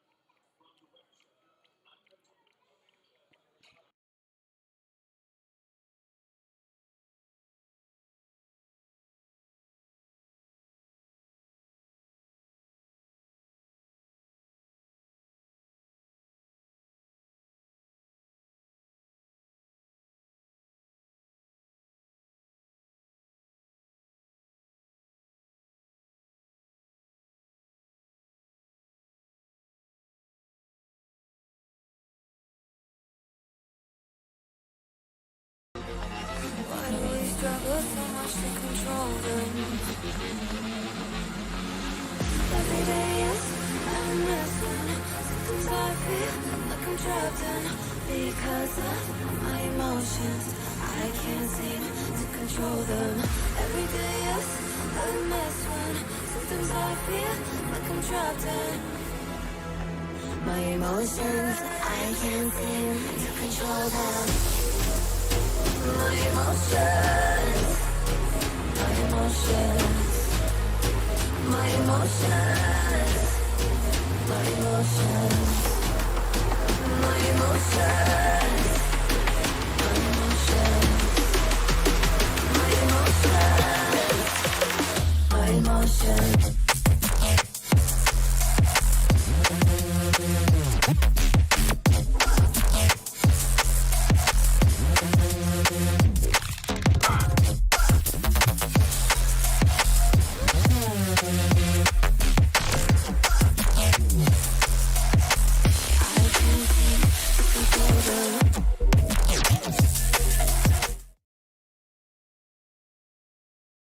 We welcome you back here in the top half of the 8th. I'm Gage Kilborn, taking you alongside through this journey of 9 magical innings of Geneva baseball.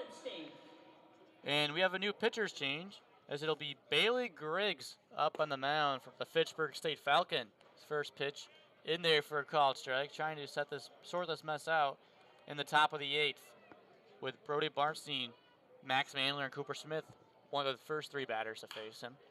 And next pitch is swung on towards the shortstop. Makes the throw to Circe. In just 2 pitches, Geneva has 1 out. And now kicking in, it's Max Mandler. He's 2 for 3. He's been one of the more solid hitters for Elmira all game long, with 2 base hits. The only time he's been out was when he grounded out to short. That was back in inning number 1. First pitch offering. Hit foul towards the backstop with 1 away in the inning. I'd like to thank you all for watching. It's been a crazy journey, and Red Wings are trying to keep this lead as Elmira has 5 outs to play with. Something to keep in mind as this one goes on. Next pitch misses up high, ball 1, and the count's even at 1-1. Take a look at some season stats for Bailey Griggs. Currently, this will be his first time he's really ever we have seen him out of the bullpen. We'll see what he has. The next pitch throws a breaking ball on the outside corner, and boy, does Mandler bite of that one, and it'll be strike 2. 1-2 is the count. Griggs looking for his first punch out in the summer. Gets a sign, kicks and deals, and it's chopped foul towards the backstop, so we'll do it again. 1-2. Cooper Smith is on deck. He will be next. Smith is 0 for 2, 0 for 3 tonight in this one. 1-2 pitch. Low into the dirt. Try to catch him fishing at something, but Mandler wisely lays off, so we'll do it again. 1-2.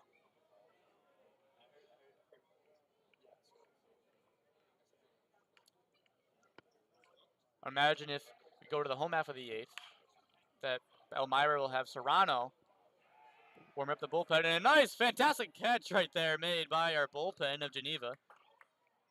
But nonetheless, it was still caught foul territory by non-player, so the count is still tied at 2-2.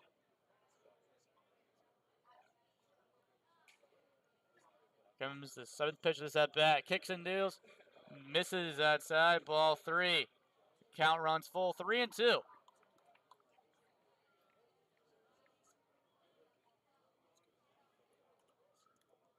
So what a battle done by Max Mandler. It was down 1-2 count.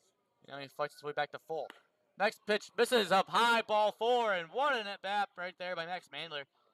Down 1-2 in the count. He fights his that off to get into a full count walk. Now to the plate, it's Cooper Smith, the center fielder.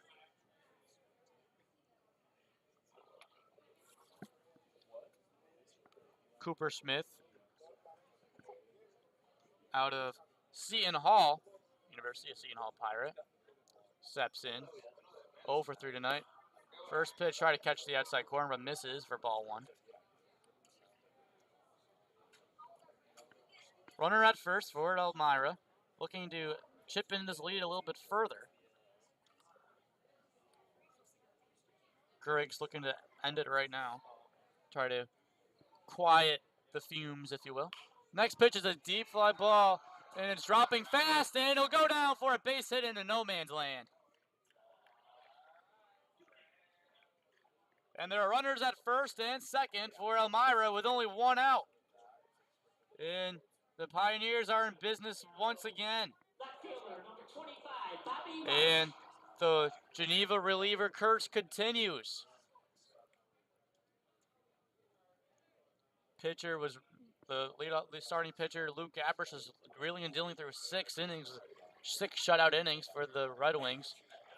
And once they pulled him, they've given up 2 runs and have been struggling to record outs and have been surviving innings in the later 3.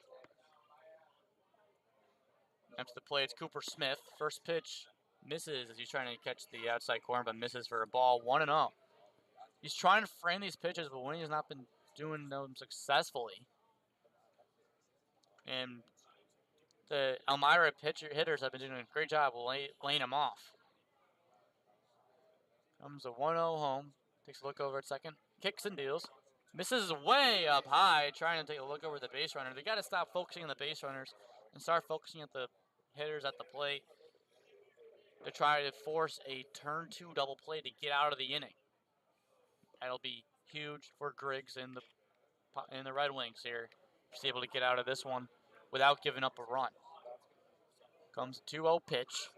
Kicks and deals way up high. He's looking for a lot of pitches way upstairs. If he wants him to think about some of the pitches, you got to throw him down a little bit. The count goes to 3-0. A tremendous hitters count here for Bobby Marsh. Just 1 out in the top of the 8th. If you're a Red Wings fan, you're probably thinking, oh no, because you've seen this happen multiple times before. Comes a 3-0 pitch to Marsh from Griggs. Misses way outside, ball 4, so a 4-pitch walk. Loads the bases. And now stepping in, it's Frank Wayman, the designated hitter, who had a hit by pitch and came around to score back in the 7th to make there be an 8th inning. Designated hitter number 33, Frank Wayman. And the reliever curse continues for the Red Wings. You would imagine if you're back in the 6th, you'd be like, how do we get to an 8th inning? It looked like they were in cruise control, and now the pitching coach for Geneva has to go out and talk to his reliever once again. He had to do it to Malone back in the previous inning. Now he's doing it again to Griggs in this inning.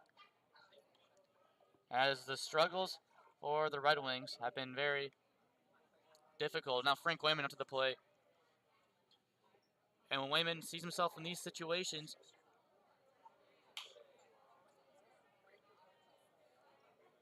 with runners in scoring position, he's batting .250 on the year with 4 RBIs to his total and 8 at-bats. And the next pitch is line towards the right field line. That's a base hit.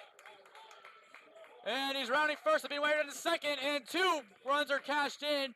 And now Elmira cuts their deficit even further. They're now down by 6.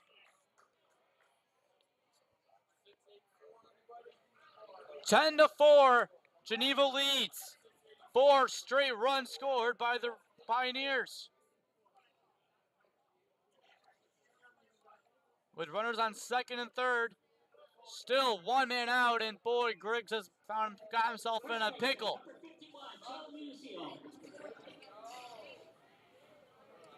You guys got 684. Oh, I wish. 684, anybody?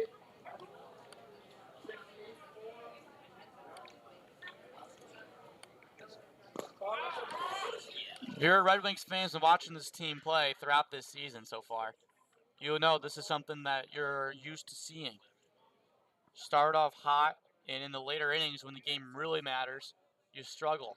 You struggle to find a way to survive the game, if you will. Second pitch is swung on and missed for a strike. That evens the count at 1-1. Runners on second and third. There's Wayman at second. Marsh at third with only 1 out, and that was by Bartstein. And Mandler was out, but he fought off some tough pitches.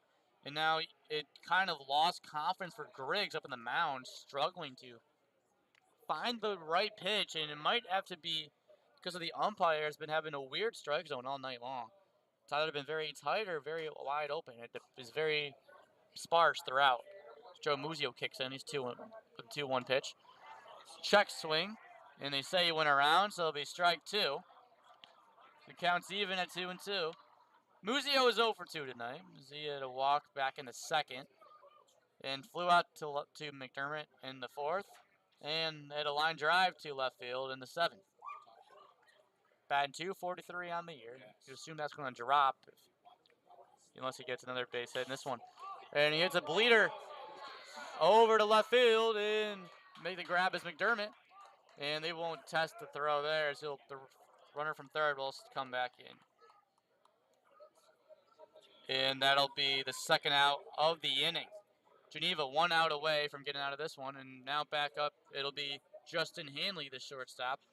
He came in the previous inning, and he drew up a walk, a 4-pitch walk. He came around to score the second run of the game for the Pioneers. Number 29, Justin Hanley. Something to keep in mind is that the last time Geneva played Elmira, they were up 4-2. You have 8 straight runs to lose a game 10-4. In tonight's game, they were up 10-0. Going into the 7th inning, they're just 2 outs away from getting out and winning the game. But they gave up 2 runs from Malone. Zach Malone on the mound gave up 2 runs to extend this game even further. The next pitch is in there for a called strike, so the count's even at 1-1. 1-1 pitch, 2 outs, top of the 8th. Geneva leads 10-4. Pioneers looking for their 7th win of the year to go back to 500. Geneva looking for their 6th win on the season. And that pitch misses down low, ball 2.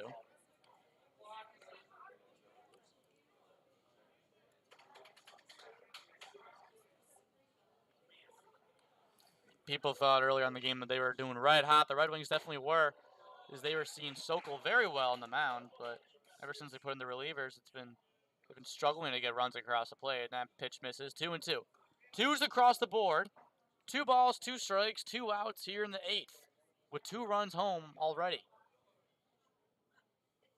Comes a 2-2 offering from Griggs. Down low, ball 3. So the count goes full, 3-2.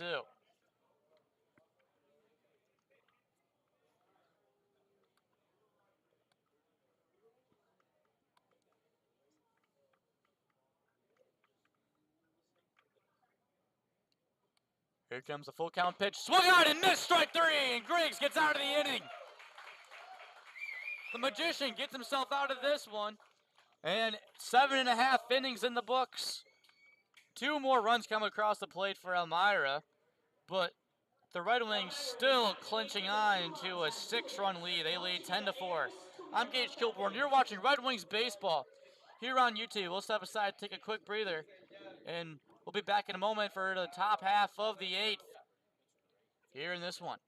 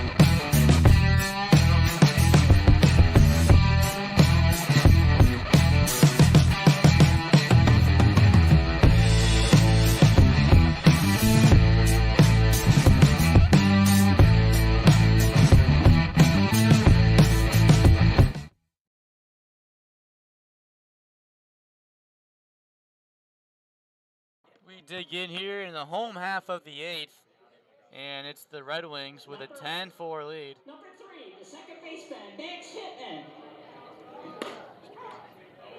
Over the Pioneers, trying to get their 6th win of the year. And if they do win, they will take over 4th place in the West Division. But if Elmira wins, they will be in 4th place due to a Niagara loss earlier today against Jamestown. Bottom of the 8th, 10-4. Max Hitman at the plate. And next pitch is cut on and miss for a strike.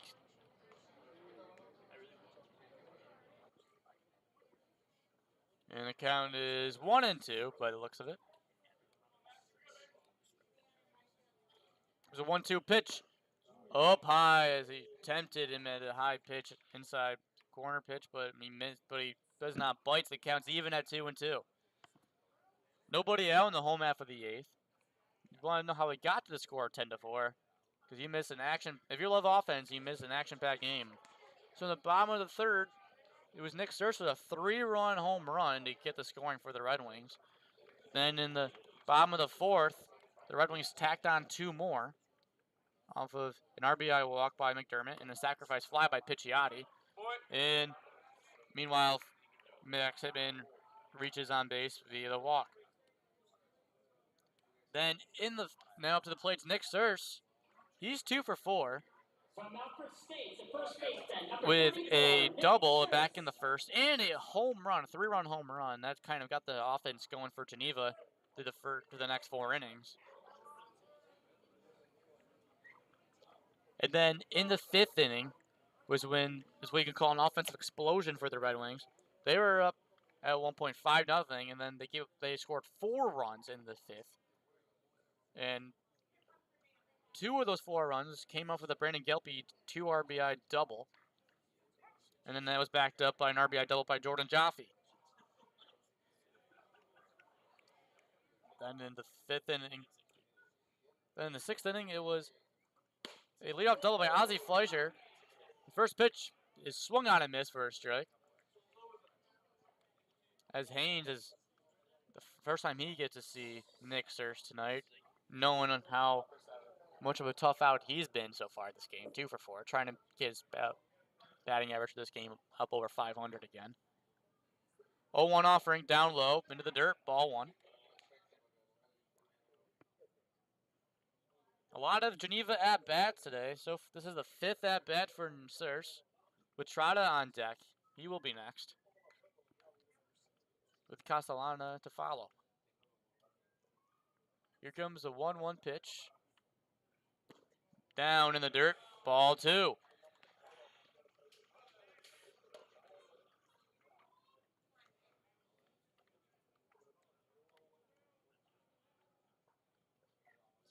We're the runner at first. Nobody out in the home half of the 8th.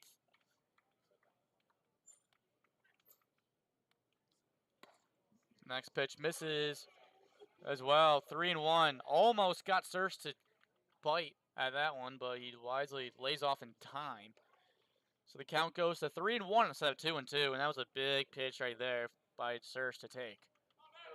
Here comes a 3-1 home with a runner at first. Nobody out in the bottom of the 8th. Pitch misses way outside, ball 4. So first 2 runners make it on base via walks. And that'll bring up Mark Trotta, who is 1 for 4 with an RBI and a base hit. And he came around to score in the 5th. From William and Mary, the extra hitter, number 38, Mark Trotta.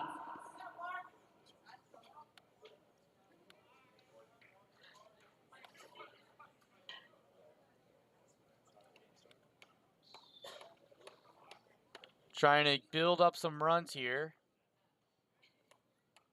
Next first pitch misses down low for a ball, 1-0. I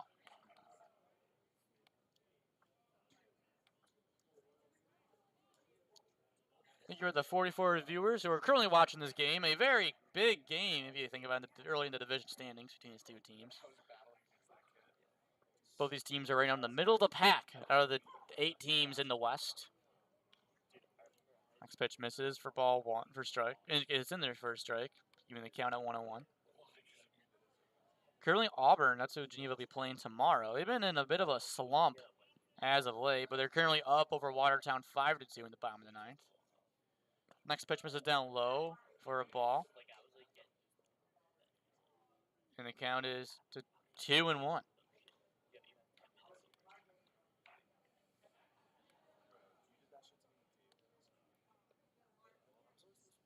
Geneva will be at home tomorrow. Well, Elmira will be taking the trip down to Utica, which better watch out. They've won 9 straight games. With a home game against Elmira, it'll be a tough one. Next pitch is hit up in shallow. In order to make the grab is the right fielder for Elmira, and that will be the second out. The first out, excuse me, of the inning.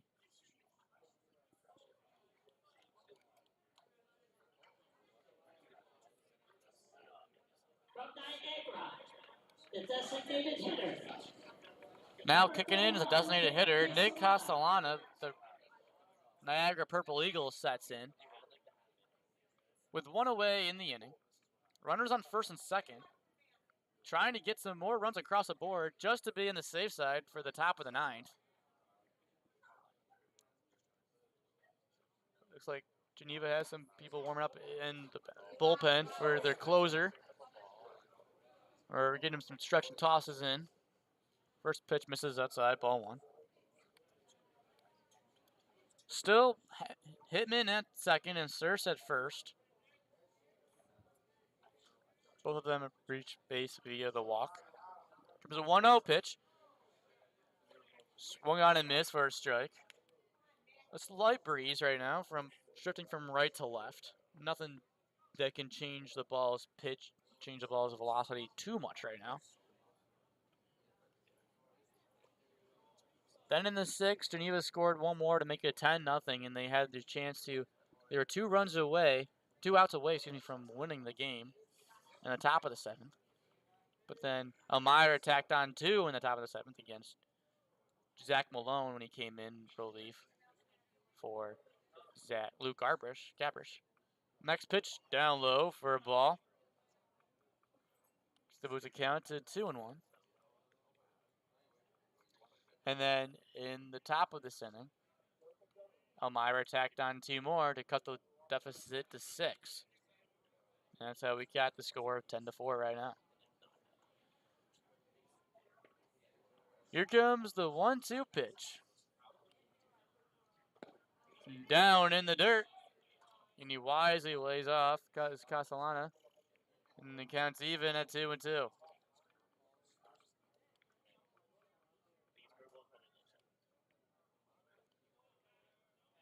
Here comes 2-2 from Haynes. Out for a second inning of work. After quieting down the Geneva offense in the 7th. And the next pitch gets between the legs of the Elmira catcher. And both runners advance 90 feet. And they'll now intentionally walk Castellana by the looks of it. So we'll have bases loaded with 1 out in the inning. And now to the plate it is Andrew Winnie.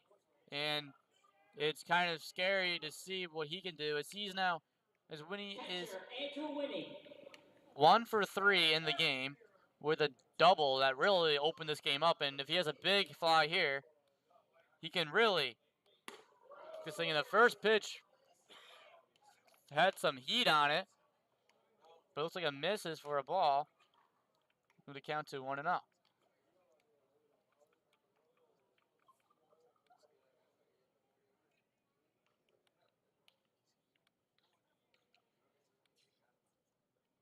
Next pitch in there for a called strike.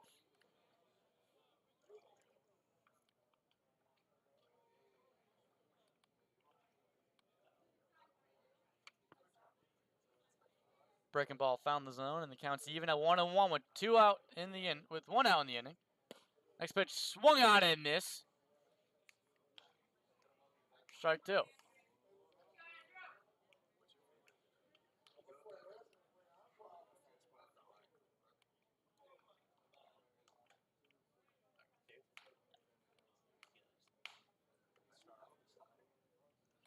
Next pitch is hit foul. Hurts the backs will do it again, 1-2.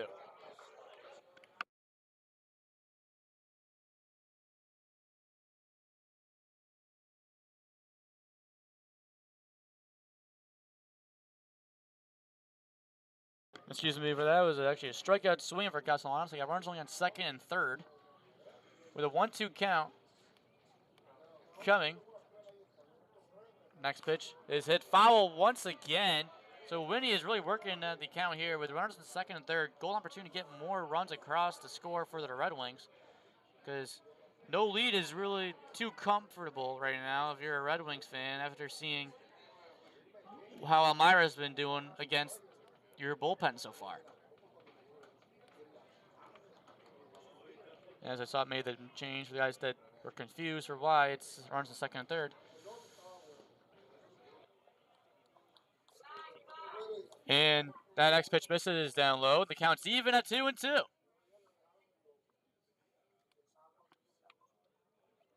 2 balls, 2 strikes, 2 outs in the bottom of the 8th, excuse me. 10-4 Red Wings lead. Looking for their 6th win of the year.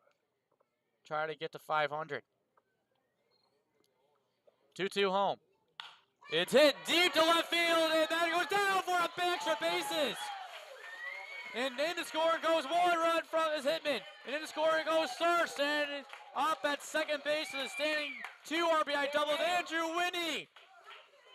3 RBIs on the score sheet for him tonight. And the tally, and he will make it 12-4. The center fielder, Brandon Gillespie.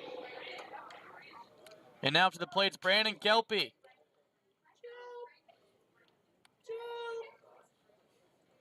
He represents the winning run. If he was able to hit a big fly here, the game will come to an end in 8 innings. First pitch to Gelpy. In there as he swung and misses in the first pitch. 0-1.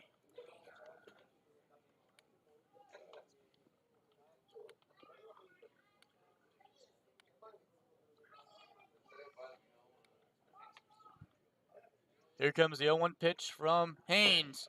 It's chopped foul. Back of the backstop, so the count goes to 0-2. Brandon Gelpy is 3 for 4 today.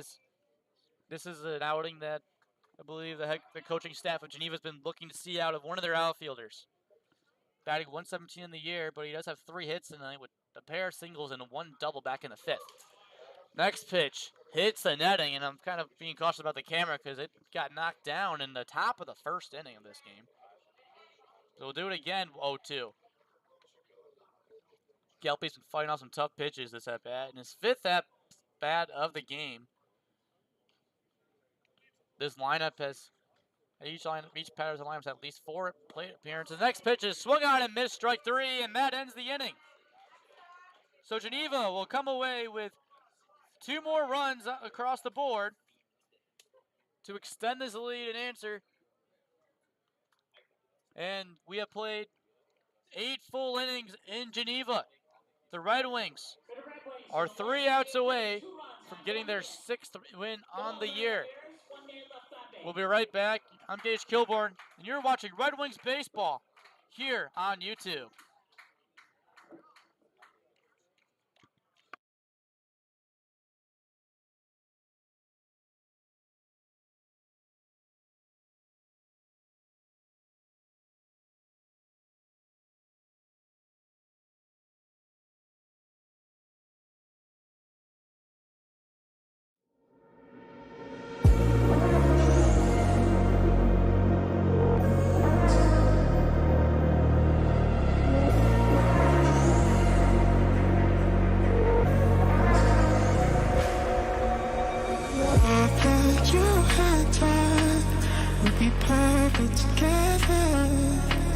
But you hurt me so much that I had to leave you. Girl, I thought that you and I would be perfect together. But you hurt me so much that I had to leave you.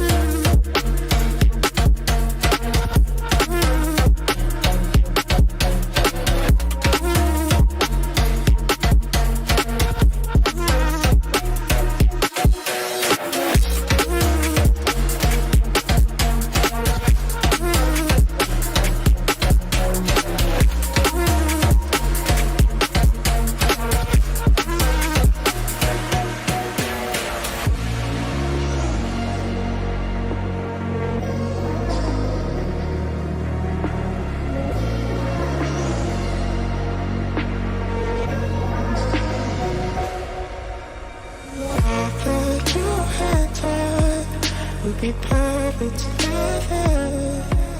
But you hurt me so much that I had to leave you. Girl, I forgot you're better. We'll be perfect together. But you hurt me so much that I had to leave you. Geneva just 3 out of 6. Here.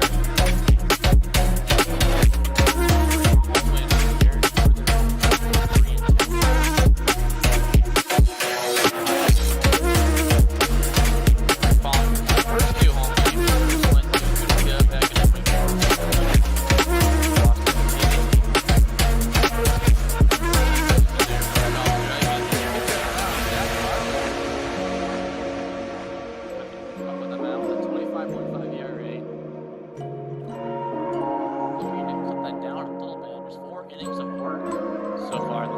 pitch misses, bring up the count at ball 2, 2-1.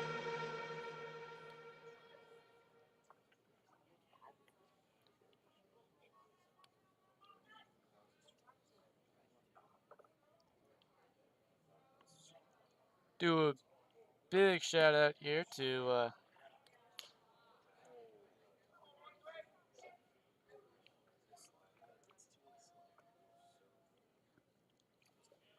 end this one. Nice big shout out here for some of those on the chats and the comments. The next pitch misses up high, so lose the first batter due to a walk. So runner on first, and already we're seeing that Elmira is not done battling. And out to the plate is Gil Mirad, the extra hitter. He is 0 for 3 tonight, looking to join at least the hit column or get on base. He would love to reach base, but he does have a sacrifice fly back in the 7th, so he does have an RBI in his stat today. So technically 0 for 2. First pitch up high for ball 1. Garlinger's velocity has been high, but his command has been a struggle. And that's kind of where he found himself in the situation. The next pitch scrapes the outside corner for a strike, evens the count at 1-1.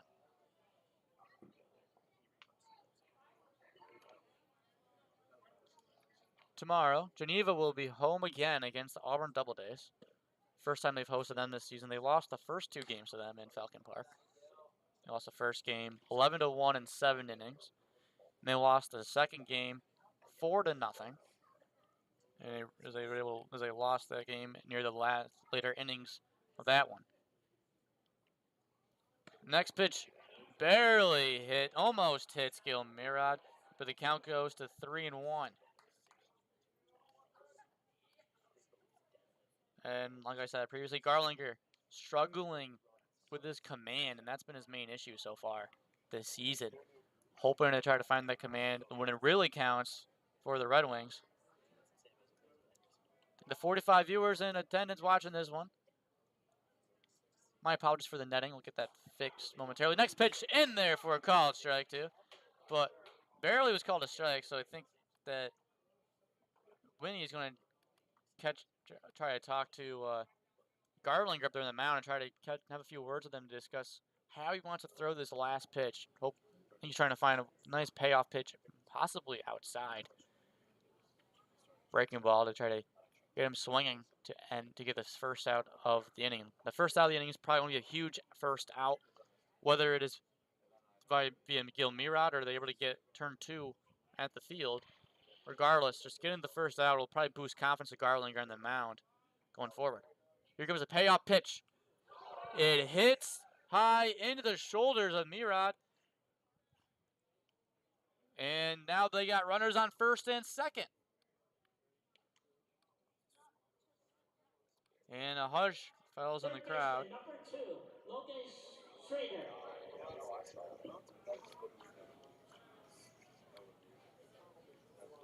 And like I said before, the command of Garlinger has been the main issue for the Red Wings and in the bullpen. First pitch in there for a called strike. 0-1. Looking for just the first out to get hopefully a rhythm going for Garlinger on the mound. He's had 4 innings of work so far this season, like I previously mentioned. Next pitch misses down low for a ball, 1-1.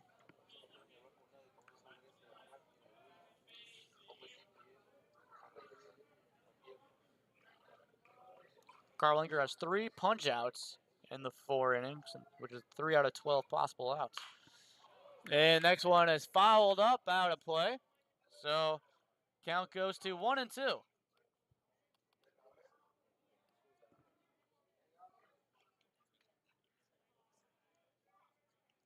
Busy day at the ballpark here on a Thursday night. Geneva, New York. A nice, beautiful day today. And it's going to be a busy stretch for the Red Wings going down the road. Next pitch misses down low. The count's even at 2-2 with runners still at second, third. I mean, first and second, excuse me. Nobody out. Comes the 2-2 pitch. Kicks and deals to Garlinger. Next pitch is fouled towards the Elmira dugout, so we'll do it again, 2-2. Logan Scheider is at the plate. He's 1 for 3 as he struck out swinging back in the 7th. Had a base hit in the 6th and was left stranded at third base when the inning came to an end.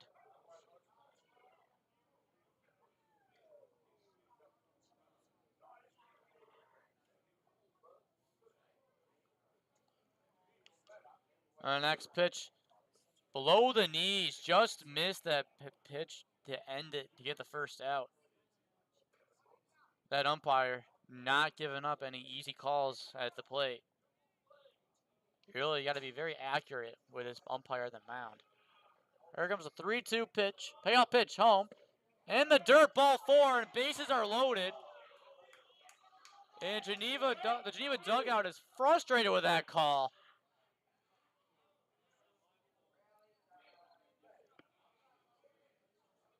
And now Elmira's threatening to make this game a little more interesting. Bases loaded still. Nobody out. Geneva's up by 8. They can, but you gotta hope that, if you're Geneva right now, you can't think that any lead is a safe lead with this team. First pitch misses, ball 1. And the command of Garlinger, as I previously said, has been showing the weakness. Brody Barnstein at the plate. He's 0 for 3. And next pitch is a deep fly ball to left field.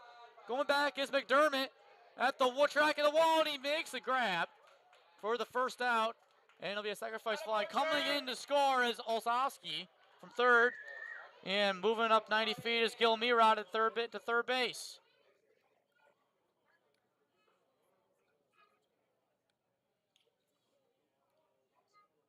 Right fielder, number 23. Just missed a run home, a grand slam by a few feet. But nonetheless, another one comes across the score for Elmira. And then we go back to the top of the lineup. It's Max Mandler. He's 2 for 3 tonight with a walk. Last time up, came around to score, and he sneaks this one through for a base hit, his 3rd hit of the game. And that'll score a run as well.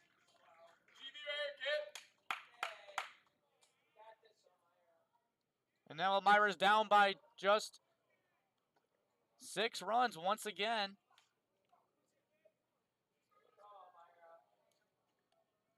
Center fielder, number 8, Cooper Smith. And Garlinger is struggling once more. 12-6 is our score in this one. At one point, the score was 10-0. You're right, 10-0.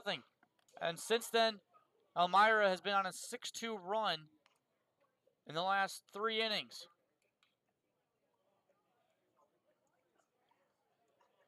The Geneva pitching staff looked to be in cruise control during the mound, but it was until recently, when they went to the bullpen, that everything started to blow down in shambles. Next pitch is a deep line drive to left field, but over there to make the catch is McDermott, and that'll be the 2nd out of the inning. Geneva, now Elmira is down to their final out tonight. 2-way here in the top half of the 9th. Geneva leads 12-6 with Bobby Marsh stepping in. He walked his last time up. He's 0 for 3 overall with 2 punch-outs. Struck out in the 6th, then he struck out swinging in the 1st. In his 5th plate appearance. A lot of at-bats and plate appearances for both teams today. Comes the first pitch from Garlinger, way outside for a ball, 1-0.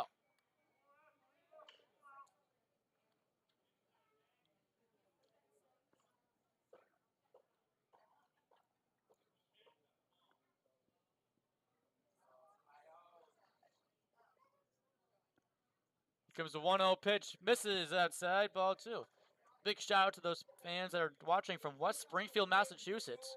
So they're big Red Wings fans, rooting on for Bailey Griggs. Hope you guys can make it to a couple of games in McDonough Park. It'll be much appreciated. Comes a 2-0 pitch, in there for a called strike 1. That moves the count back to 2-1. Hoping the Red Wings bullpen can pull this one through. It'll be much huge motivation for this team as they have a big stretch going forward. Next pitch in there for a called strike 2. Now Elmira's down to their final strike tonight. Geneva looking to even the score against the Pioneers. They knew this team was beatable back last week when they had the 4-2 lead, but then their bullpen struggled in the last 5 innings of work. 2-2 pitch, home is fouled away, so we'll do the count again. 2-2, 2 outs here in the top of the 9th. 12-6, Geneva leads. They have a 5-7 record, trying to improve to 6-7 in the year. And trying to have Elmira fall to 6-8 their first 14 games of the season. 2-2 pitch, the claps are out again. Here's a 2-2 home. Misses inside, ball 3. Try to get him swinging at a breaking ball in the inside corner, but Marsh wisely lays off, trying to not be the last out of the game for the Pioneers. Payoff pitch home from Garlinger. Swung in. It's a foul ball deep to left field, about to play. So we'll do it again. The 9th pitch of this at-bat about to come up. Bobby Marsh keeping the hopes of the Pioneers fans alive. Garlinger trying to quiet the crowd here in this one. Bases, runners at first and second. Next pitch, swung foul once again. Look, he knocked off some of the wood with that one. So we'll do it again. 10th pitch of the at-bat coming. Fouled off 3 pitches with the 2 strikes count.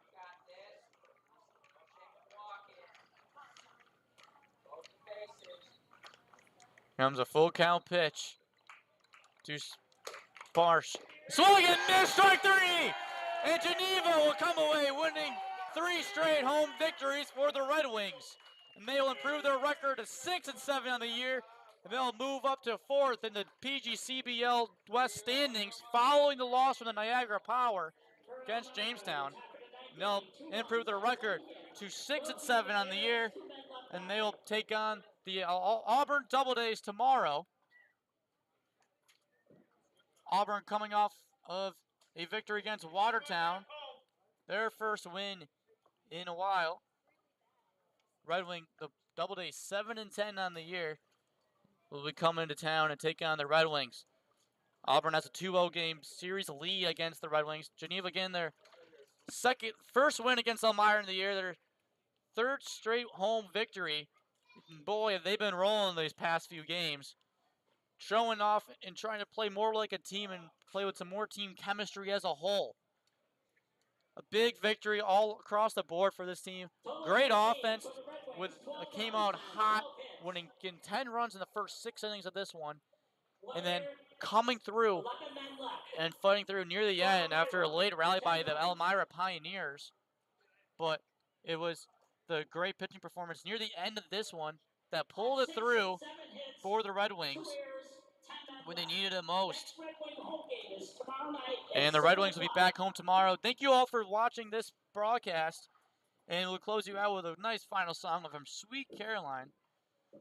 And we'll be right back with another broadcast tomorrow as the Red Wings will be hosting the Auburn Doubledays at 7:05 on a Friday night between the two teams that are 45 minutes away from each other. And then we'll be back home. They'll be back on the road out in Newark for that game as well at Colburn Park. So thank you all for tuning in. Hope you had a wonderful evening. And remember to always play and live Wings Up. We'll be right back tomorrow night, like I said previously, with some more Geneva baseballs. They'll be taking on the Auburn Doubledays. I'm Gage Kilborn, and I took you through this 9-inning journey. And you'll be set here again for tomorrow for some more baseball. Thank you for watching.